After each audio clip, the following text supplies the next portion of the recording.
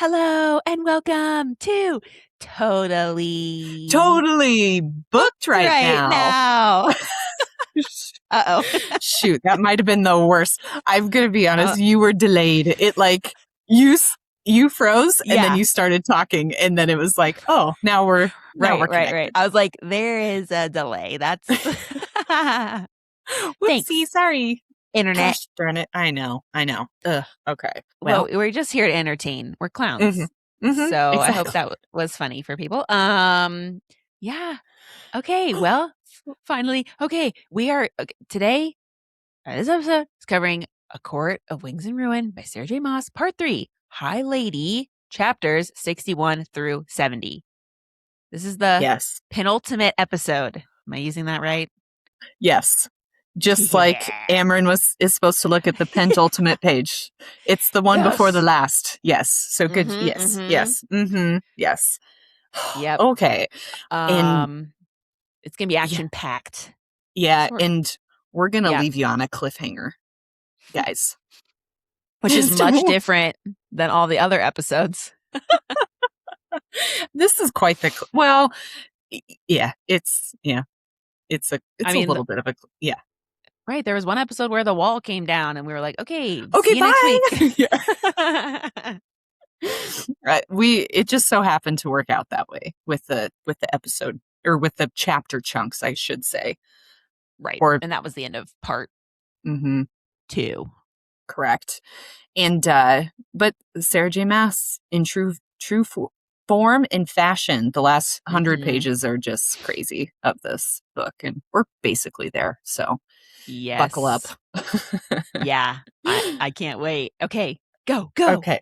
So as a little reminder where we stopped off last episode, the Surreal just died in Feyre. And now one thing I did want to throw out there, I have been seeing a ton of videos popping up because of the release of the covers within the last week and all this kind of stuff, right? Yes. Well, I did just want to throw out there, I don't know if we have a bit of a mea culpa, but everyone calls Helion, like as in Helios, the sun god. Okay. So I don't know if we want to just switch it or just keep saying Helion, but I did just want to throw out there that a lot of other people call him Helion, as in Helios, the sun god. But let's do it. I'm fine with that. Okay. I've said it before and I'll say it again. I'm notorious for pronouncing shit wrong, and I haven't listened to. I should ask Jared how he listened to all these. Them. Yeah. Well, let's just go back and re-record all the episodes. I know. Okay. I'm kidding. Okay. Okay. Helion. Yep. Helion. Okay. So Helion, that's why I started with this, because he's the first. The first word in my portion that we're starting with. Okay. All right. So Helion winnows Feyre back to Rhys's tent where he is waiting for her. She immediately collapses in his arms, sobbing. Once she's able to somewhat collect herself, Rhys informs her that they won this battle. Tarquin was in charge of dealing with the survivors again, and that Cassian was injured in the battle. So she rushes to his tent where Mor and Azriel are standing off to the side while a healer works on him. Cassian has been sliced open from navel to sternum, essentially. And oh my God, this visual is super yucky. I know. Being injured. Yeah. Grievously. I don't like it. Me neither. Feyre wants to know how it happened. Mor is not ready to divulge until Feyre tells them where she went. Feyre had let Rhys into her mind to show him what had happened, and she kind of wants Rhys to just explain the Surreal and Ianthe and the Weaver and Nesta tracking the cauldron. She just kind of wants Rhys to take care of all this and explain all the things that she already showed him. Yeah. It's like, this is what I was imagining Cassian did in the library when he rescued Nesta and Feyre with the twin ravens, was just like info dump. Like, what a convenient way to pass information. So, like, just here it is. I know, and it makes me wonder if, like, the feelings that the person is feeling during those memories is also able to be interpreted, or if it's almost just like a movie for Rhys. Like, is he getting only their own, like, just an exact screenshot of what happened, or is he getting, like, emotions, interpretations? It's kind of interesting. It made me kind of curious how that works, you know? I don't know. Can one pass on their memories without that?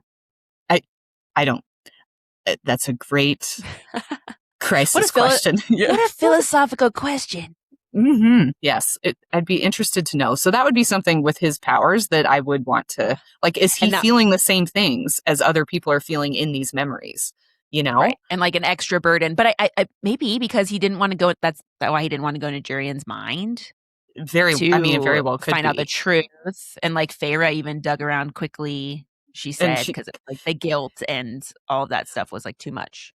well, and she also said that there was just a lot of like pain and grief and Mm-hmm, suffering that was mm-hmm. within those memories. So it makes me feel like you do get a sense of the feelings associated with those memories potentially. Yeah. So yeah, So that extra uh, sucks for Rhys. Sorry, exactly. buddy. So Rhys doesn't go into any details yet, and Feyre asks again what happened. Moore tells Feyre that Cassian wouldn't stop charging, and by the time Azriel and Moore got to him, he was already injured. Moore wants to know again where Feyre went. Rhys knows Feyre is grieving, so he kind of gently tells her that she's free to go where she wants, but there are people who worry about her. So how about like just a little note next time or something like that? Um, Feyre does start to feel bad, and she can recognize that Rhys was worried and fearful. She had seen the same type of look on Tamlin's eyes before, but Rhys's concerns are handled in a much better way. So, like, I think she's just tying back to the fact that she remembers Tamlin being fearful for her. And I don't know if this is almost like a PTSD moment where she's worried about Rhys's reaction a little bit, but she's comparing like how Rhys like is treating her with this, but she can tell that Mm-hmm. he was worried about her. Um, Yeah. I guess not on yeah, the same like possessive level. Also, I mean, Rhys makes a good point. Like, no one knows where you went, so no one could save you if, shit exactly. went wrong. Because Nesta was kind of like, hey, where are you going? And then Nesta was like, okay, I'm Yeah. focusing on the battle because Cassian is like, I just imagined him being like swarmed by soldiers Right. when Feyre left. Like, that's why Moore went in to go help, so Nesta, like, you're right. Literally, no one knew where Mm-hmm. Feyre Yeah. went. Yeah. Not a clue. I guess Elain did. Yeah. Well, yeah, I guess Well, Elain did. But no one would yeah. think to ask her because she basically is like a blob. She's a potato. No, and nobody thinks about her to like ask her for information. Right. Yeah. Yeah. They wouldn't even consider it. Mm-hmm. Rhys tells Feyre that the information that she got was vital, but they've been lucky, so let's not take more chances without discussing it first. Feyre starts to spiral and thinks how young and reckless they all must think she is. And I mean, yeah, a little bit, probably.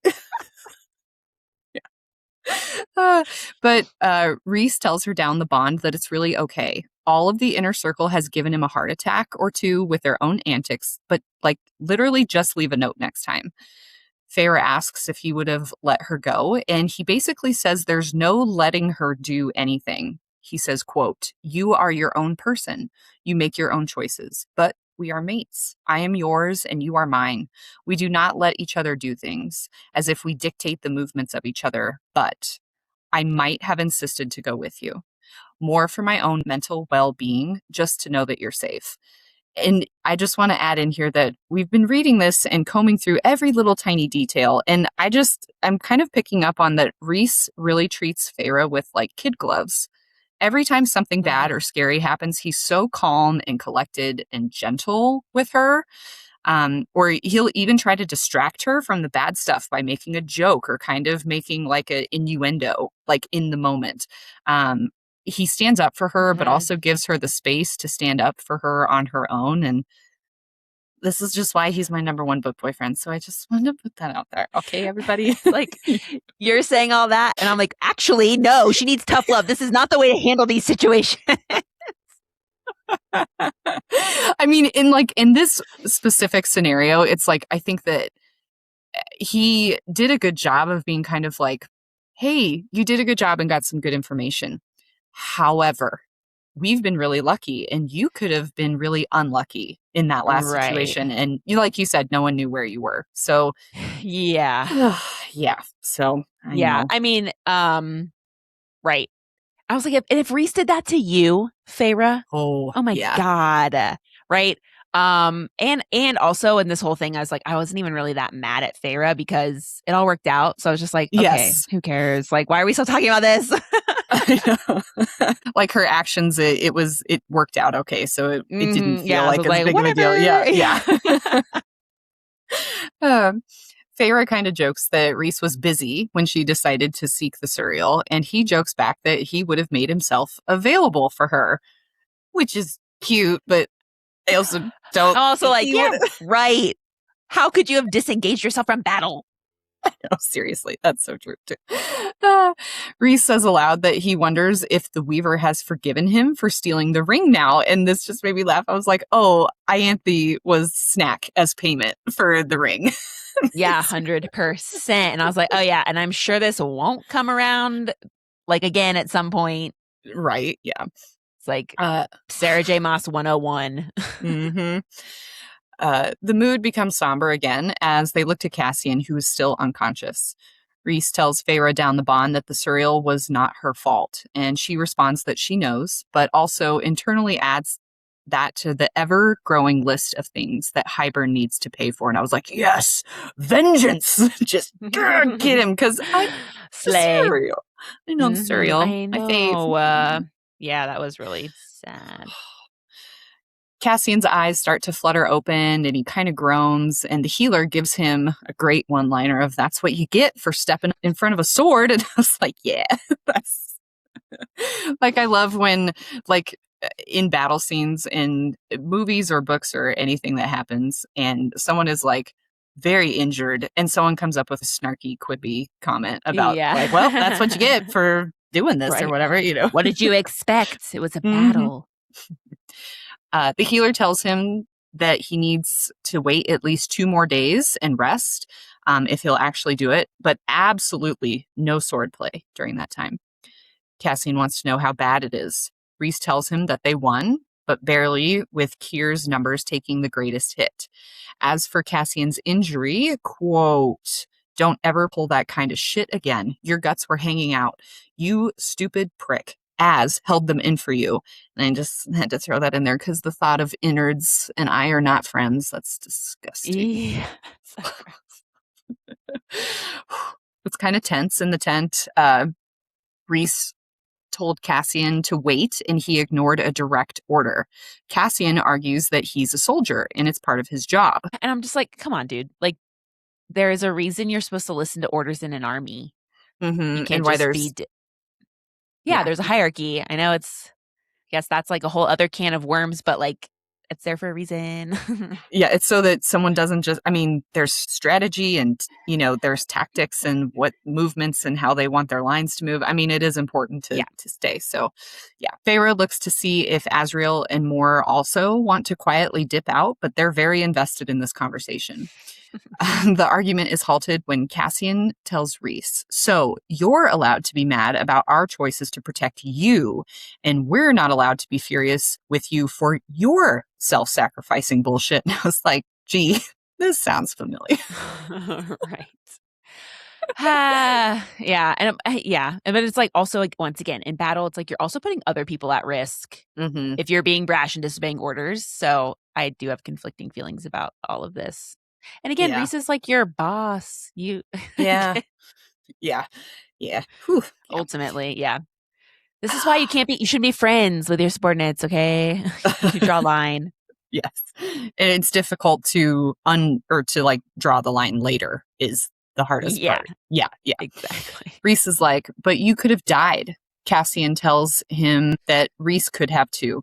Rhys admits that after the cauldron bath incident, he can't bear to see any of them hurt.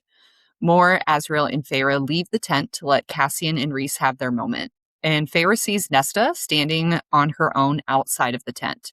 She's disheveled and clearly has been helping the wounded. And Feyre kind of takes pity on her, decides, to not be rude to Nesta. And she tells Nesta that he's fine, healed, and awake, which is so bland, but maybe this is also giving Nesta the space to work out her own feelings. I'm so conflicted because Feyre isn't particularly kind when she says this to Nesta, but Nesta and Cassian are the elephant in the room that neither of them have outright said anything to anyone about yet. So maybe this was kind of like the smallest of smallest olive branches on Feyre's part to kind of tell her this. I don't Yeah. know. Yeah.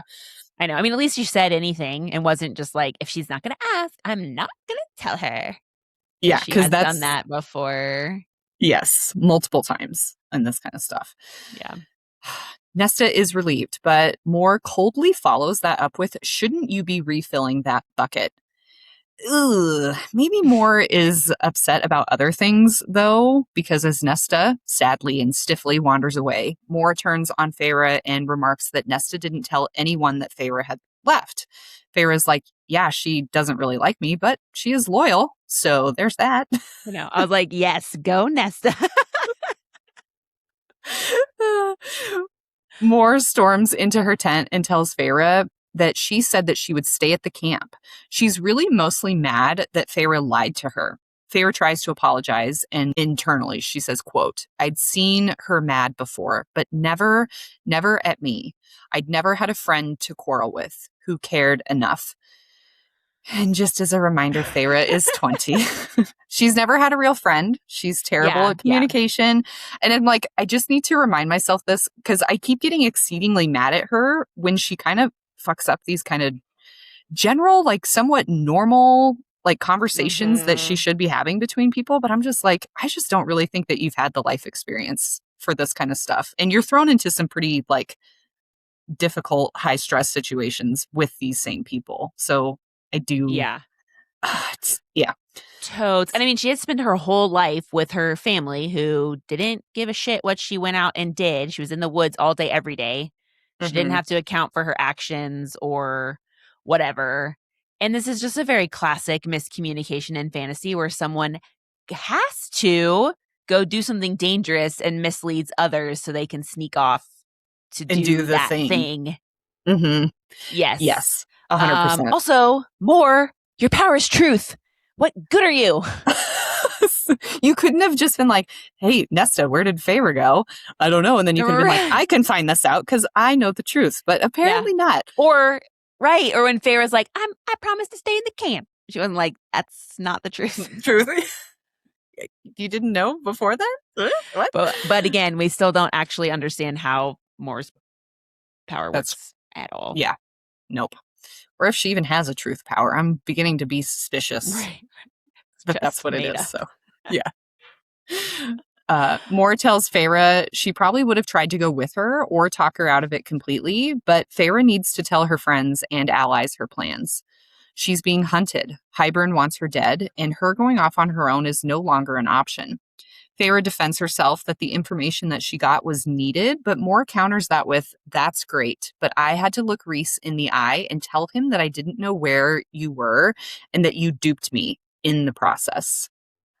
Ugh. Right. It's like, yeah, that's like more of it. She's embarrassed. She probably got in trouble. Rhys probably fucking shoot her out. Also, at some point, Moore was like, I thought you were better than this, Feyre. And I was like, I mean, that's on you if you thought that. Yeah. Right. Feyre isn't quite mature enough to process this confrontation that they're in the middle of, and she goes to leave, but Moore says, nope, quote, Rhys may be all smiles and forgiveness, but you still have us to answer to. You are my high lady. Do you understand what it means when you imply that you don't trust us to help you, to respect your wishes if you want to do something alone, when you lie to us?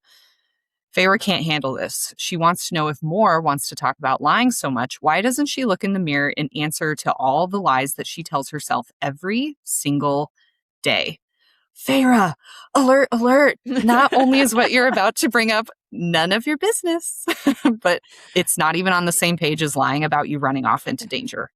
Seriously. Not comparable. Yeah. 100%.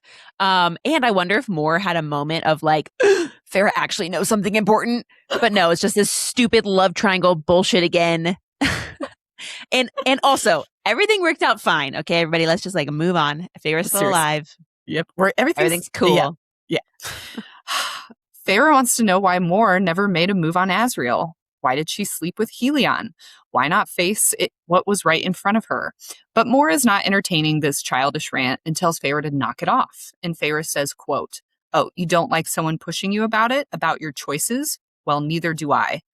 Moore tells her to get out, and Feyre stomps out of the tent to find Amren waiting, who hugs her tightly and says, quote, "Every time you lot leave me at home, someone manages to get gutted." And I find this to be a poignant quote for Feyre's current mental situation with the surreal, along with Cassian's physical injury right Oh, now. yeah. Look at Yeah. you. Mhm. It's like I read a lot or something. I can make connections. I mean, again, Feyre, stop putting your nose in worse business with this. Just let it Right. be. Let I it know, be. seriously. Like, this affects you in no way. And Ray. again, they've been doing their own weird ass thing for 500 years. Like, Hmm. I think they're It's okay with it. yeah, they're tiptoeing around all of it just fine. So should you. Okay? Okay. Yeah. Amren warns Feyre to be careful with Moore because, quote, "There are some truths that even Morrigan has not herself faced." I was like, let's put a pin in that. I also feel like Rhys has to know more secrets. Like, if our theory of like Azriel suspects more of something and that's why he keeps such a close eye on her, actually, Hmm. I don't think he'd keep that from Rhys.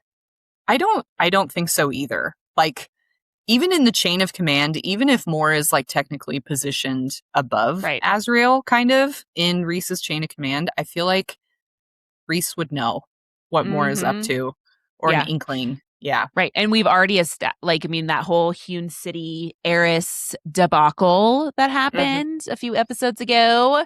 Like, I Hmm. think we've established that like Azrael's more loyal to Rhys than he is to, To Moore. than like 100%. maybe then he's more loyal to Rhys than maybe Cassian is to Rhys. Right. Like, in that respect, and yeah, than he is to Moore. So Yeah. yeah.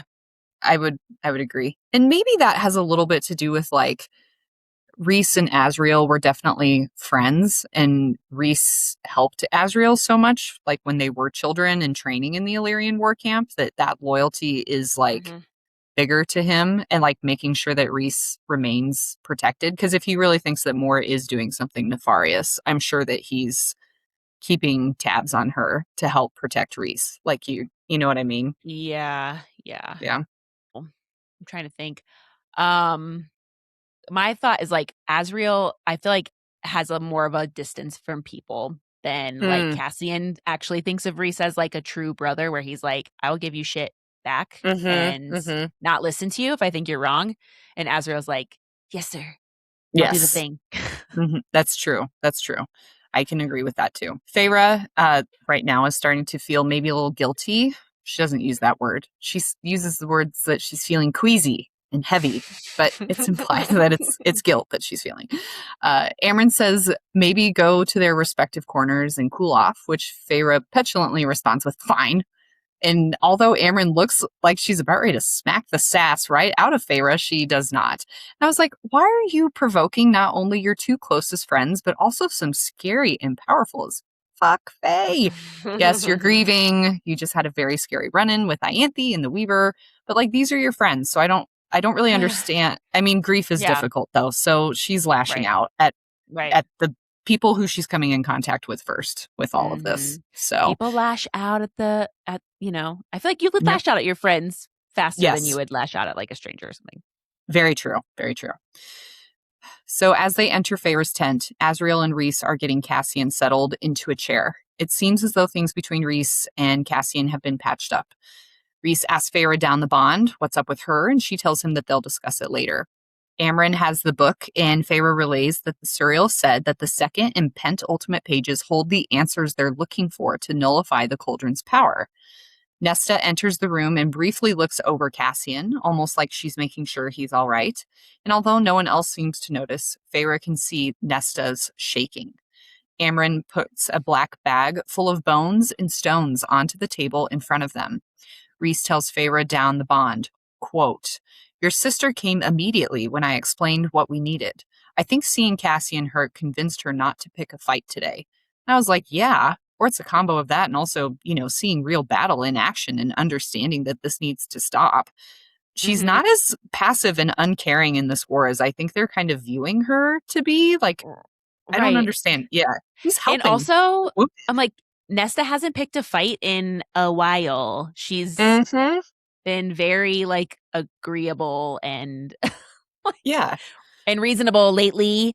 Mhm. I don't know. Yeah. I'm like, you've barely you I, I I mean, you've known her not that long, right? Yeah. And they're all like, "Oh, this is exactly how she is always." Right. I'm just like, Like they were, "Okay." what are you telling them about her? I mean, we know I that she know. wasn't, you guys don't have the greatest relationship, but what the heck? So, Yeah. Nesta is like, so I just scatter these and I'll know how to find the cauldron. Amryn kind of chuckles, like, yeah, sure, that's what'll happen. There are 3 stones for the 3 faces of the mother and 4 bones for whatever reason that Amryn can't remember. I think this is interesting. Anyway, Nesta's unsure of how this will actually work, but Cassian reassures her that they'll figure it out. Maybe hold them and think about the cauldron as you shake them out.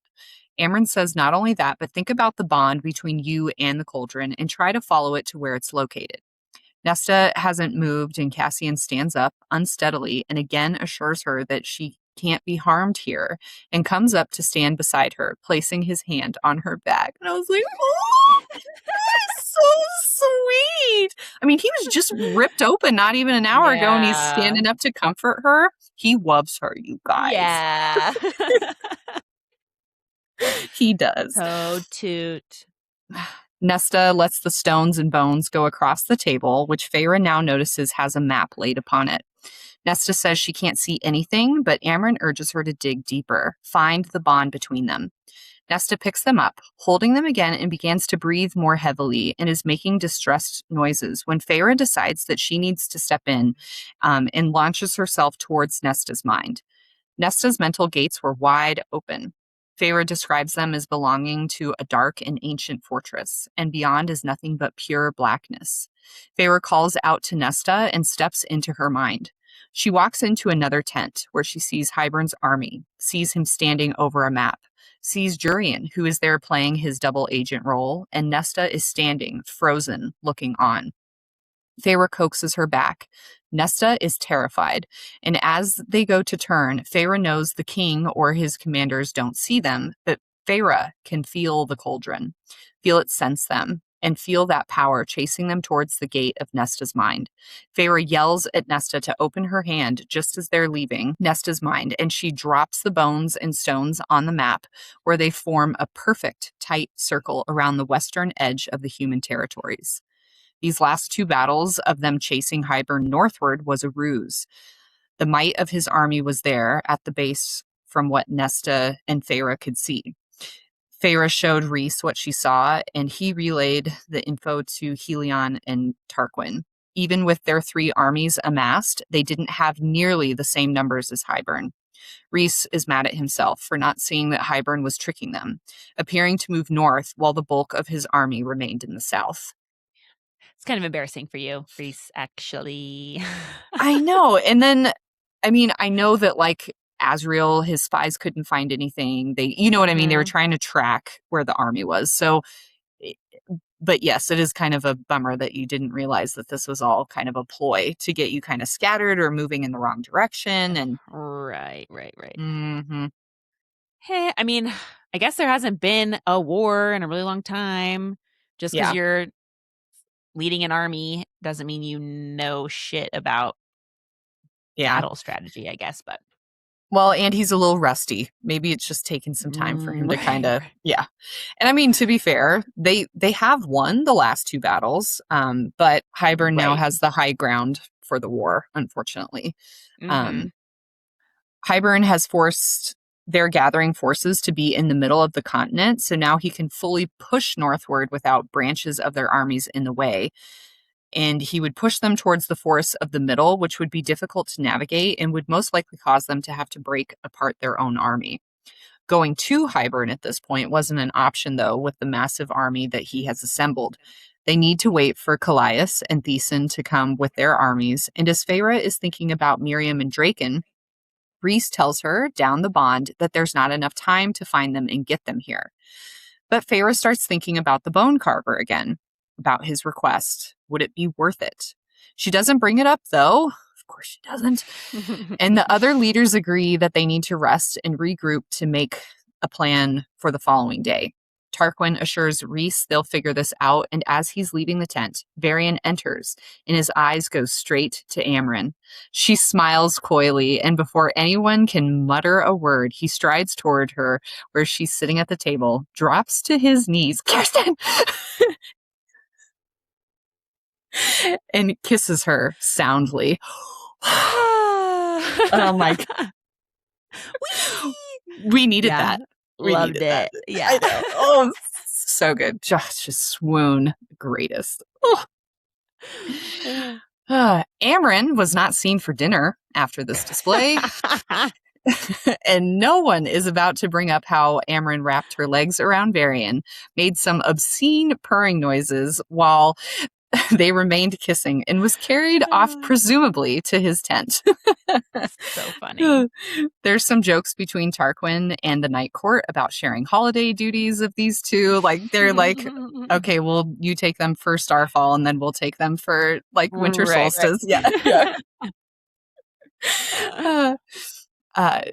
Cassian looks to Nesta, who is still pale and nervous looking, and asks her if she wants to eat or go to bed. Feyre, kind of stupidly, thinks he's trying to throw an innuendo in there. And I'm like, Feyre, I know Cassian flirts with her, but he just had his guts out on the battlefield, and Nesta is visibly shooketh from seeing King Hybern's army. Please don't be ridiculous right now. Feyre. I know, she does this shit constantly. But whew, she's just a child. She I don't know, is. I guess you maybe could have read it as being like, it wasn't like that. He was just truly asking her if she wanted to go to bed. Yeah. Like, she's like, I thought maybe he could have thrown an innuendo in there, but he didn't, which was good. Right. So it's like, Nesta says that she just wants to go to bed. Feyre is exhausted as well and falls into bed without even removing her clothes.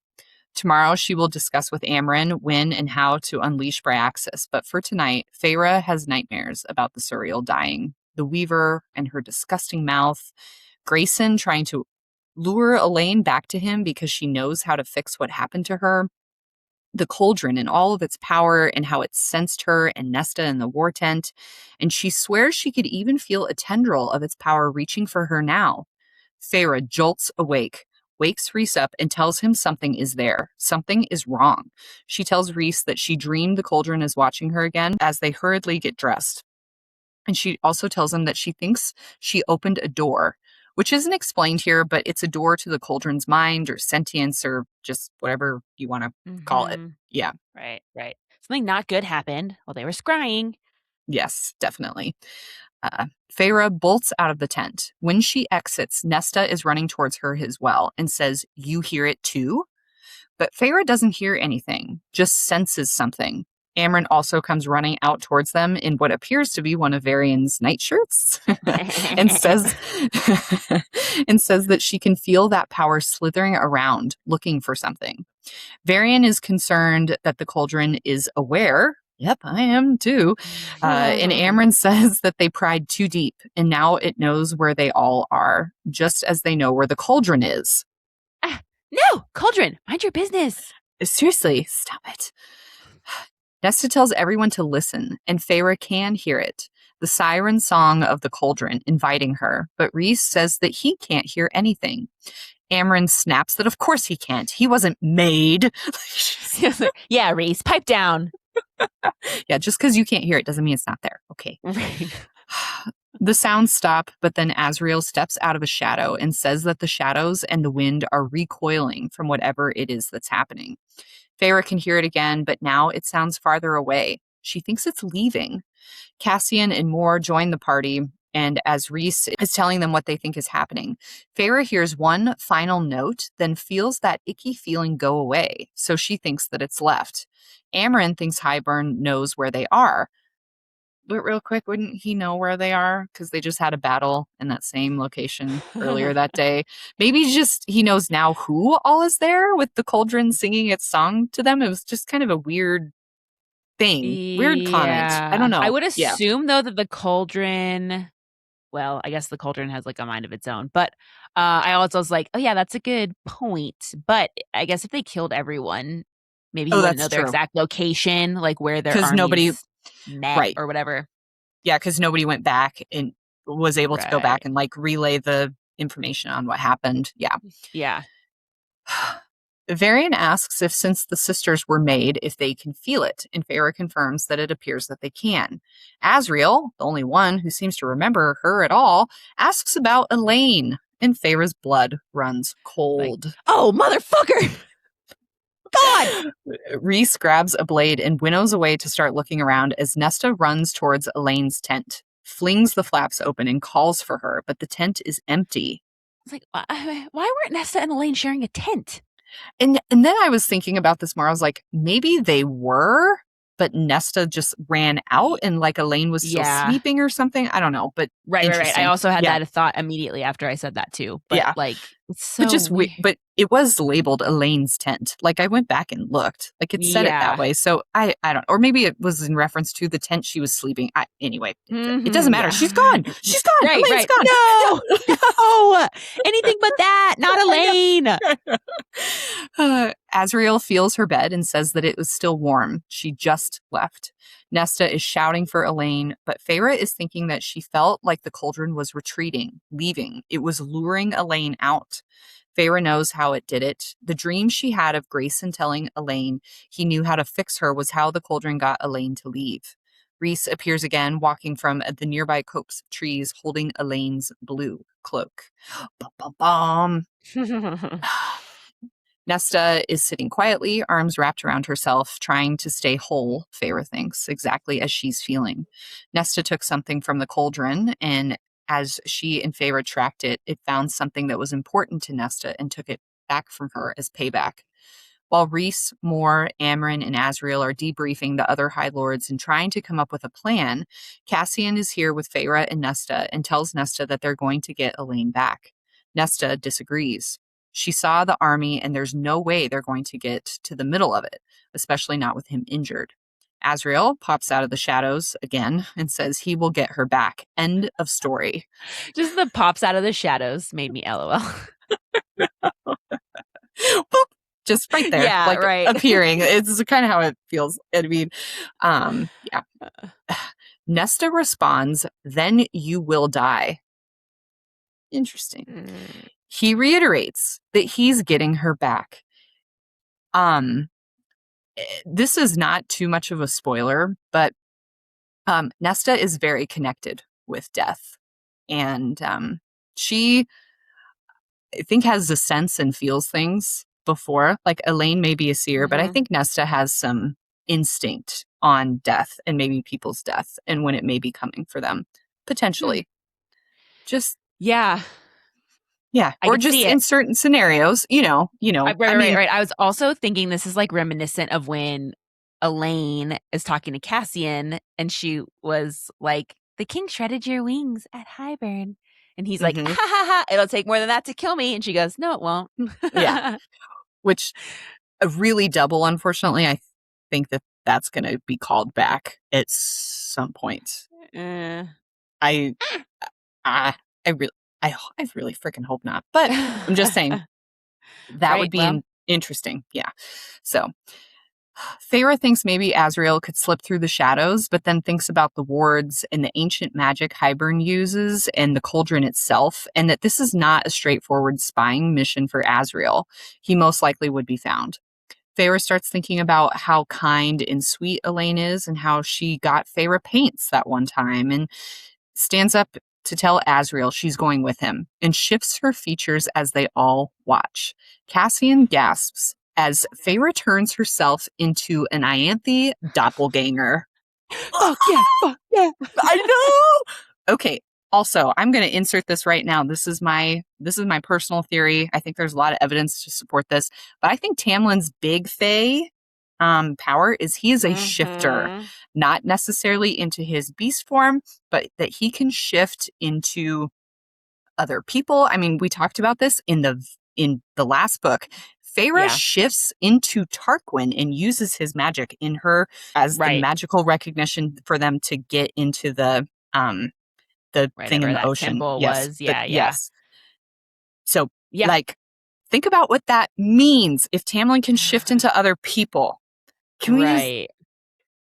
what could that mean? If Tamlin can shift into other people? That he is actually Elaine's mate. Yes, that's actually what I think. Okay, so I know, I'm but gonna. I'm like, yeah, I know. I know that theory. I mean, we could talk about that. I was just gonna say because I don't know if this is really true. This would make all of my other wishes for the series come true, and maybe that's why I hold so strongly onto it because I don't want Elaine Yeah, to end up with Azriel or Lucian really. Um, yeah. but I think that if at the Hybern spa day, if Tamlin glamored Lucian to look like Tamlin and Tamlin shifted Mm-hmm. into Lucian, then it was actually Tamlin who said that Elaine's his mate. It was actually Tamlin that went to the night court and was doing all those things with them. He was up there kind of spying, getting all of his intel. That does not really full, and that would maybe also explain why Lucian's magic did not come back when him and Feyre were trying to escape. Tamlin was trying to hold on to that power that entire time to be shifted into Oh, another person. That will explain yeah. But then he Tamlin's. was able to do fire when they were fighting in the True. thing. But something else that he does coming up is weird that we didn't think that he would have access I have a to. theory on that. Oh, Okay. then okay, yeah, yeah, yeah. I'm excited and I will talk about it. But my thought And is I like, okay, I've heard that theory and I was like, maybe they did switch for that moment in Hybern, but then they mhm, switched back and Lucian was still Lucian. I just feel like there would be, just because this is how Sarah J. Maas rolls, a lot more mhm, crumbs mm. of Lucian acting strange, of him doing something weird. And like that you And he wouldn't did really notice send in passing, but you would notice on a reread if he was yes, actually Tamlin that whole time. But like right. maybe with Elaine, how long? Because like I know people have said like, I can hear your heartbeat through the stone, and Tamlin has Yes. stupid stone heart or whatever. But she Yeah. can hear so far.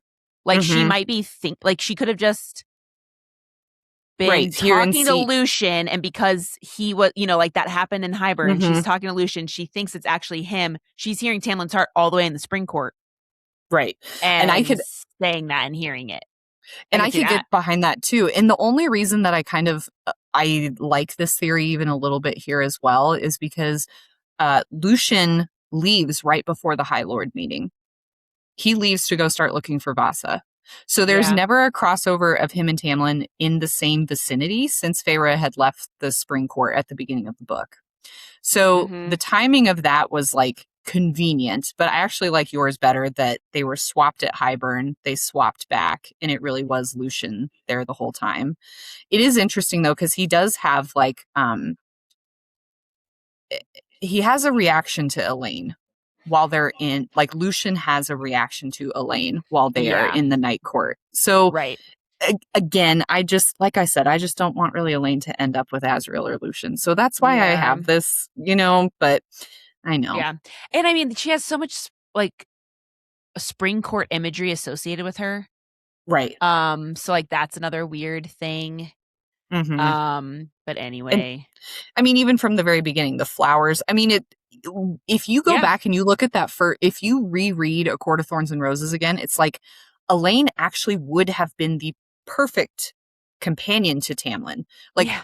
what he wants in a relationship with his partner is exactly what Elaine like. They have the same viewpoints as of kind Yes. of Yeah. their roles within their relationship Mm-hmm. versus, you know, Yeah. Oh, Feyre was totally. already And much more independent right. I've also before. been Yep. seeing things too about how people like they hate Elaine because it's like, oh, why'd you choose to grow flowers instead of fucking vegetables, bitch, when you guys were all poor and didn't have anything?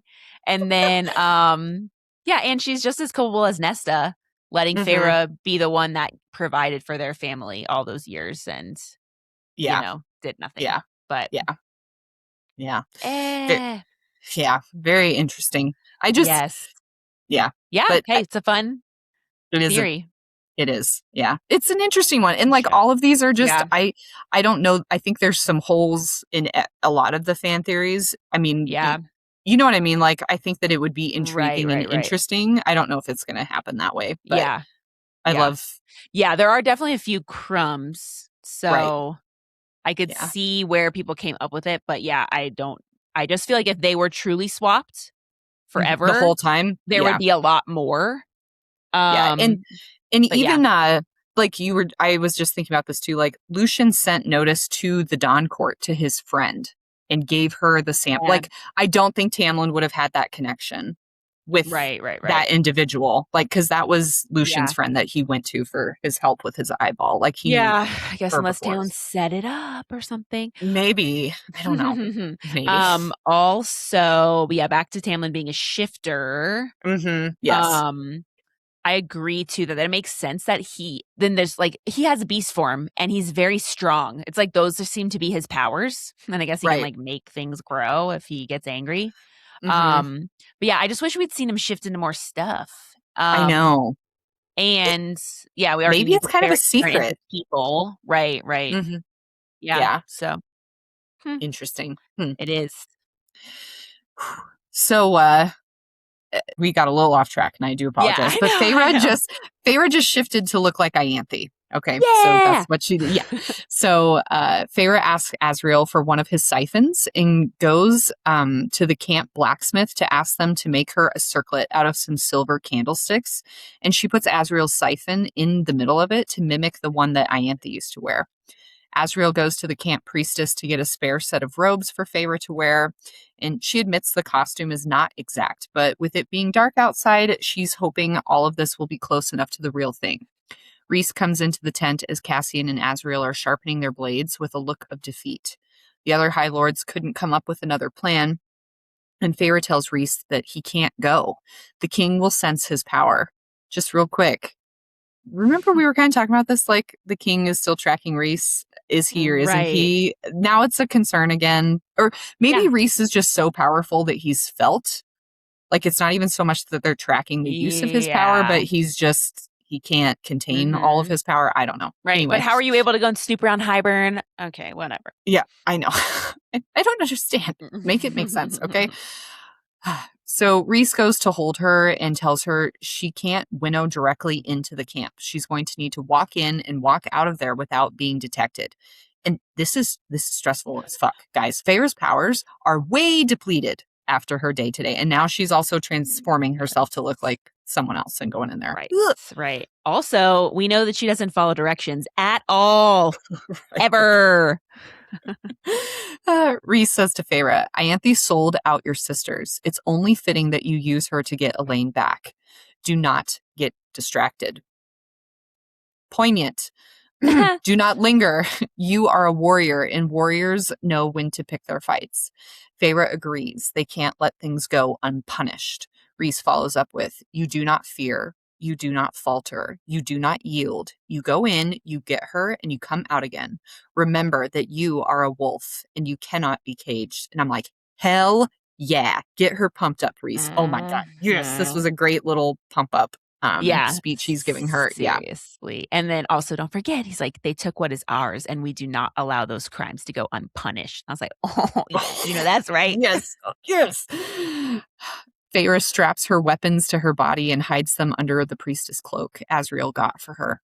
Rhys tells Azriel that he better get them out. No matter what has to be done, get Feyre back to him. Azriel swears on it. I really like the wording here with it was like the formal words and formal titles. Like Rhys calls him Shadow Singer and he's like, I will, High Lord, whatever. Yes, it's very, yes. Very formal, yes. Feyre / Ianthe makes eye contact with Rhys, Cassian, and Nesta and nods just as Mor enters the tent with a look of shock and fear in her eyes, just as Azriel winnows them away. I'm like, Mor, what are you afraid of? Azriel? Feyre? Are you worried about something else? Like where they're going? Right. Like, I also made a note of that, and that Mor and her emotions have been like very prominent the last few chapters. Mm-hmm. I also forgot that Feyre looks like Ianthe, so I guess it's possible Mor's reaction was also related to that. Yeah. Right? She's like, what is like happening? Ianthe? What are you doing here? And Azriel just winnows away with her. Yeah. Can you imagine what that conversation was like after they left? If she just turned around and was like, guys. Like what? What? Yeah. Where's Feyre? Where's Azriel taking Ianthe? What's going on? Right. Azriel lands them in a thick forest on a hilltop on the outskirts of Hybern's camp. Feyre is thinking that Hybern had put the same type of spells around the camp that, like Rhys has done to Valaris, to keep it hidden. I don't know if she can just sense these wards or something. It's not really explained. But they land inside the wards thanks to Nesta's tracking the cauldron down. Azriel slinks back into the shadows, and Feyre fidgets to adjust herself before strolling towards the camp. Feyre passes the guards at the camp entrance, and they barely give her more than a passing glance, except to maybe scowl at her, but she doesn't have any issues starting her walk towards Hybern's tent in the center. She knows Azriel is sticking to the shadows and hiding alongside her, and she's doing her best to keep her composure and exude that Ianthe smugness and nonchalance. Feyre is a little disturbed by the sounds and goings-on in the camp, but is happy that it's still technically the middle of the night, so there's not nearly as many soldiers awake at this hour. Feyre is hoping she doesn't get stopped or asked why she isn't at her tent. She doesn't even know if Ianthe would have a tent or where it would be located within the army. But she's sure Ianthe doesn't have the power to just stroll right into Hybern's tent. Like, holy shit, this whole plan is a whim and a prayer, and I am so anxious right now. Seriously. I was like, I mean, I know time is of the essence, but it's not even an inkling of a plan. Nope. It's like, hey, I'm going to dress up as Ianthe. I'm going to somehow go in there and find Elain and get her and take her and bring her back. Somehow. Ooh. Yeah. There's a large bonfire near the middle of the camp, and she can hear the Fae assembled there from far away. Most of them are, in fact, not sleeping in their tents, but they appear to be celebrating. They're dancing and hooting and hollering, and between those noises, Feyre can hear screaming. Already, I was like, Feyre, do not. Rhys gave you very specific directions, which I know you won't listen to. I know it sucks. There's a time and a place. It's just a bit. Just ignore the screaming, okay? I know. Pretend it's not there. Just do your best. If it's not Elain, let's just let's go. She doesn't want to know what's causing the screaming when she feels a shadowy grip on her shoulder. It's Azriel giving her the reminder that he's still there, and it gives her the strength to go on. She realizes that it is not Elain's screams, but looks to see one of the children of the blessed hanging from a rack on a makeshift granite dais. There are two others strung up, slumped, and apparently already dead, beside the one still screaming, and she's immediately reminded of Claire, and Feyre wants to save this woman, like she couldn't save Claire. She reminds herself that Ianthe would not be bothered by the sight, wouldn't have cared, but can Feyre live with knowing that she abandoned this human? I was like, oh my god, Feyre, you're on a mission to save Elain. Now is not the time for your conscience to lead you to make a poor decision. Feyre, no. Yeah, right. I was like, yeah, you can live with it. You've done worse, actually, so let's go. Before Feyre can guilt spiral about what she should do, a bored voice tells her that, quote, he's been looking for you. It's Jurian! He's striding out from between some tents, and as if the fog was cleared from Feyre's brain, she looks back towards the dais and sees King Hybern sitting there, watching the revelry and torture in turn. A spark of recognition goes through Jurian when Feyre says that she's been busy with her sisters, so she can tell that Jurian recognizes her, knows something's up, and so she asks him directly where Elain. She says, where is she? She's talking about Elain, obviously, but she's dressed as Ianthe, and it's just kind of funny that she just knows that Jurian can recognize her. But right. Jurian tells Feyre that she's been lusting after him for weeks, so to just play along with this little charade he's about to put on. Feyre takes his arm to be led away and asks again where she is. He tells her Elain is currently safe and untouched. The king was shocked when the cauldron brought her to him, and he's contemplating what to do with her in order to make Feyre pay for all that she's done. Feyre wants to know where Elain is, though. Like, Jurian, this is great. Tell me where she is. Jurian responds, were you smart enough to kill her before you took her skin? And this is just kind of interesting, and made me think that Jurian maybe thinks Feyre has a different type of power, potentially. Not that she was able to shift into Ianthe, so kind of TBD if this is good or bad that he knows this about Feyre. Just kind of interesting. Yeah. Right. I mean, I just kind of read it as like, he knows Feyre is impersonating Ianthe Right. whatever magic. He's not really like thinking about but he's just like, is she going to come strolling in here, or did you Right, kill like, her? Like, yeah. yeah, Are we going to basically. have a problem? Like if there's two of Right, you that all of a right, sudden right, come right. face to face. Right. Yeah. Feyre tells him that Ianthe got exactly what she deserved. Jurian says that Elain is currently shackled in Hybern's tent with steel chains along with a spell. Feyre is spiraling and worried if maybe she should have somehow brought Helion. And I'm like, you have part of him. Aren't you able to cleave spells? Also, why are we so like concerned with this? Is it just because of your depleted power stores that you're worried that you won't be able to like break the spell that is on Right. the chains? I don't understand really. Yeah, she's literally yeah. my exact thoughts. It's like, you can also break spells and you've done it multiple times. Like, why would your first thought be? It should be like, well, thank God I have some of Helion's powers. Right, exactly. Instead of like, I wish he was here. I should have brought him. What? Jurian breaks her from this thought process and tells her to come to his tent to show him what that mouth can do. This was just funny. Like, is again more of like an act, but it was so funny. I really hate that turn Like of that he phrase as well. actually said that. I know. I know. So horrible. Feyre goes to follow and asks what's going to happen to that girl. Jurian is like, come on, Feyre, you're not stupid. You know that she won't be the last either. Do you want to save Elain or her? You can't take both. But Feyre is like, get her to me, and I will be able to take both. I'm like, Feyre, I'm rolling my eyes right now. Let me just be very clear here. I totally would want to save this woman too. However, now is literally not the time to jeopardize being able to successfully save Right. Elain and get out of there. Like, this is not the time to like. Right. Ugh, yeah. Yeah. I mean, like, for starters, we're reading a book, okay? Do the bad thing, Feyre. Who cares ultimately? Like, and then not to mention the trauma that this girl is now going to have to deal with after she recovers. Yeah. You know, like maybe she actually wants to die. I guess everybody wants to die in the moment, but she'll be happy she's alive afterwards. Yeah. But Yeah. but I don't know. Her life might be shit forever. And then, okay, anyway. Yeah, I know. It's The right thing to do. I know. Feyre's a good person, I guess.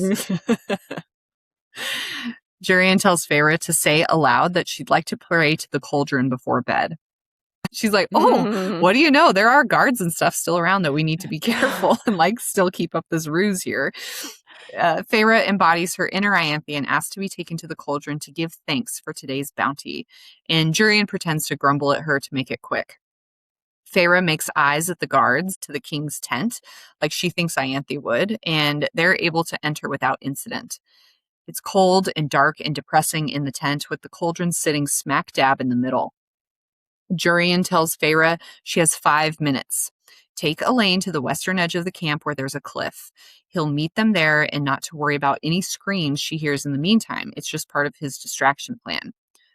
He also tells Feyre to have her dagger ready to use on herself. He shudders at what the king would do if she was found out, and then he's off.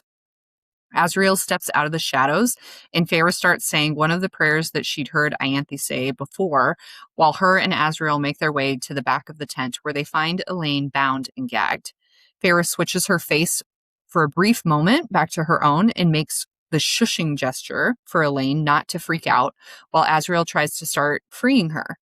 Elain looks at Azriel and is like, wow, you came for me. And Azriel quietly confirms he is. And while he's working on the cuffs, and I don't want them together one bit. I'm so sorry, everybody. For all of you people who are big Azriel Elain shippers, I'm sorry. I'm not. So Yeah. apologies. I mean, none of this is really making me feel like there's something special between them. I'm just like, I think Azriel's just like a nice and caring person. I assumed he would be just as gentle and kind if he was rescuing Feyre or like any other woman, you know?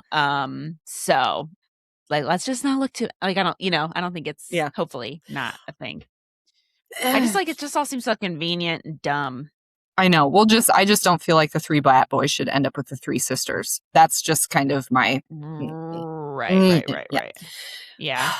Yeah. And so Feyre keeps up her prayer, rambling. Azriel siphons flare in warning for incoming magic. And I just was confused here. I didn't know that his siphons like warned him. of magic. That's the Yeah. only thing I was kind of, it was just an interesting thing. I didn't know that they could Right. sense that, Well, I guess. I wonder if, well, because like Feyre says the siphon warmed on her head. So I was like, maybe Oh. you just read it in there an N instead of an M. So I was reading it like when Azriel used his magic, Oh. she could feel the magic being channeled through the siphon. And that's just what Oh. she was like commenting on. You're probably more correct than I am. Yeah, To be yeah. So I totally, was like, yes, yeah, one of us read yeah. one letter wrong. So Warned or warmed, it totally changes yeah. the intention of that entire. Yep. Okay. Now I got to go back. Oh boy, Cambria. The Goodness sakes. next reread is going to be really informative. Okay, I want you to know that. Uh, okay, but they're running out of time. Feyre goes to see if she can break the spell, but her magic is sorely depleted. So Azriel scoops Elain up to carry her, and they can try to break the cuffs around her later. They agree to break out of the back of the tent and make a break for the western cliff Jurian mentioned. Also, so Elain did not tremble or cringe. Like she's being very brave right now. Yes, because this is probably a very scary situation. And she's bound. She can't even move. Like she can't. Right. Yeah. So I'm like, Elain shows a lot of backbone in this little moment, Yes. which is like, Yeah, it's good. Very different than normal Elain stuff. Yeah. Feyre asks Azriel about the girl that's tied up. What if Jurian can't bring her?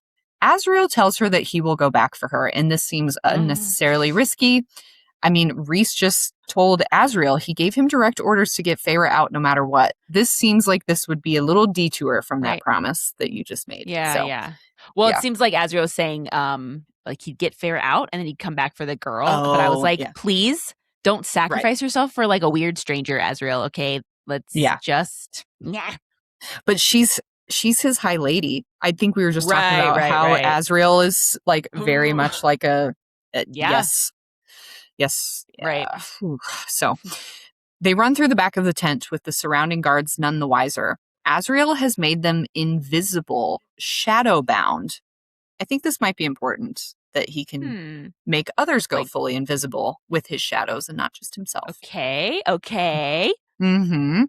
But he tells her to hurry, that the shadows won't last long or hide them forever. Feyre hears snarls and cries from behind them, and she knows, Hybern knows that they're there and what they've done. They pass a rack of weapons, and Feyre sheaths her blades and grabs a bow and quiver of ash arrows, and as they keep going. The snarls are getting closer, and Feyre feels like something is closing in on them. So she turns around to nock an arrow and aims it for a beast that appears similar to a naga and hits it clean in the throat. A volley of arrows is shot towards them, and Azriel is forced to create a siphon shield to protect them, which also gutters out the shadows, so they're fully visible now. They see the cliff ahead with a lone figure standing there, the Child of the Blessed. Is that the singular form? A child of the blessed? Because they're the children of the blessed. Right. I don't know. Sorry, I didn't know what they called themselves. I love it. Yeah, right. So Jurian did come through, but there was no sign of him now when from behind they hear the king's amplified voice say, "What intrepid thieves! How shall I punish you?" Feyre tells Azriel to get Elain out and she'll grab the other woman. And when Azriel goes to argue, Feyre tells him that that's an order. So again, just back to that a little bit. Yeah. Feyre goes to give Azriel more of her plan when she feels an ash arrow slam into her shoulder, and Feyre goes down face first. She sits up and shoots another Naga-like beast, but the king is lazily coming up to her now, bow in hand, that definitely shot the arrow that hit her. He says to Feyre, quote, "Torturing you would be so dull. How Rhysand shall rage, how he shall panic. His mate at last come to see me." So scary. I also hate the king so much. He's such a dick. He's the worst.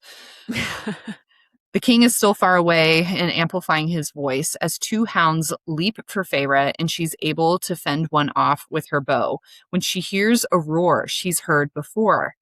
Tamlin! Tam! What the fuck? golden The beast. whiplash is too much. I know. The golden beast tore into the hounds and made eye contact with Feyre, which she interpreted as him telling her to run. It was him running alongside them, trying to catch up and find them.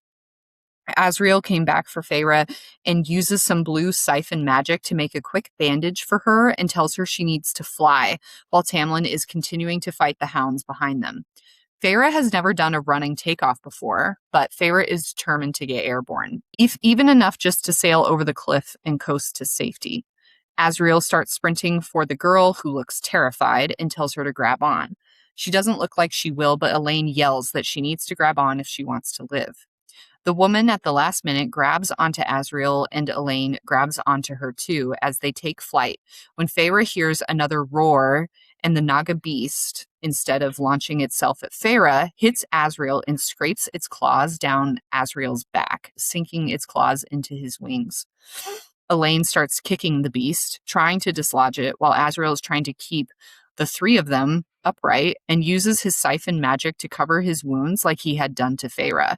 He keeps them upright, and Elain kicks the beast off into the ravine below. Hell yeah, Elain!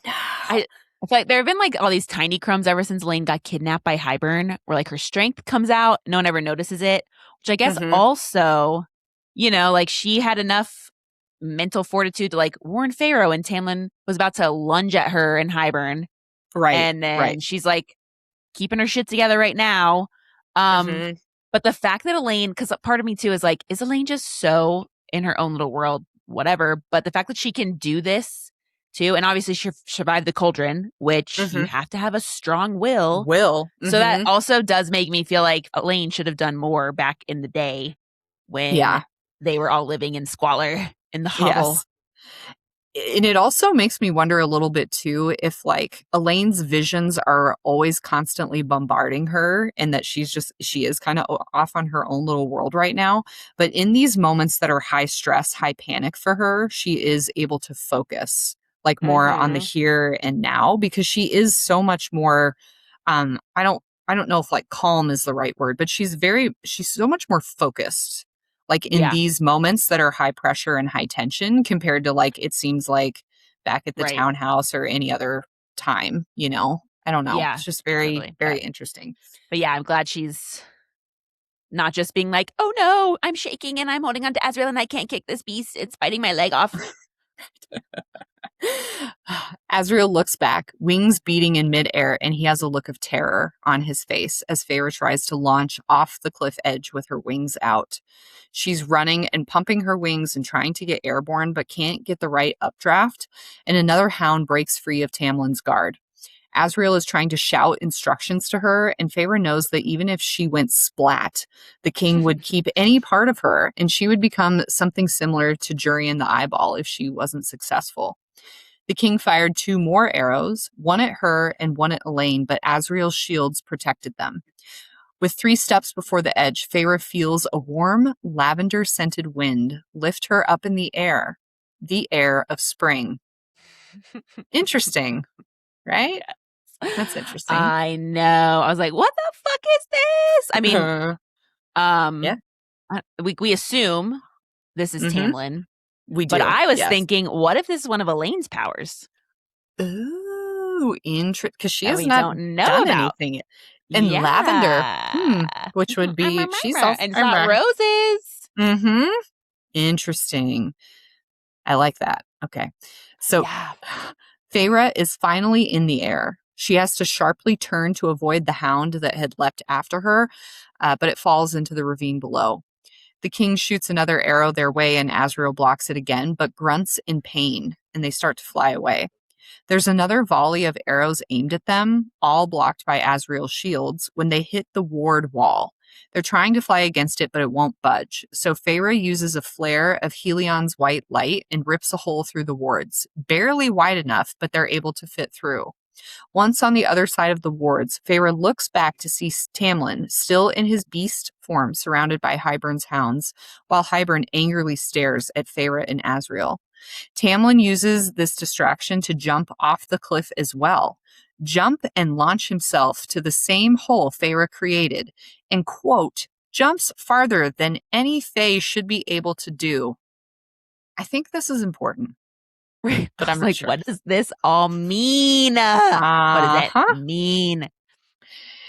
And Tamlin winnows the second he clears the wards without even looking at Feyre. Feyre grabs Azriel's hand to winnow away as well. Feyre, Azriel, Elain, and the girl make it to the Illyrian war camp. Azriel's power is fading quickly, but he still carries Elain into the camp since she's still chained. Feyre is exhausted and trying to simply apply pressure to her wound when the human offers to help. Feyre says she'll be okay, but what is the human's name? Briar, she tells her, which again I think is significant if Sarah J. Maas really does not reuse names across series. But yeah, Mm-hmm. uh-huh. Right. I was like, oh, true. And she's also really intentional with characters, so I'm sure Briar will end up being important later. Blah blah blah.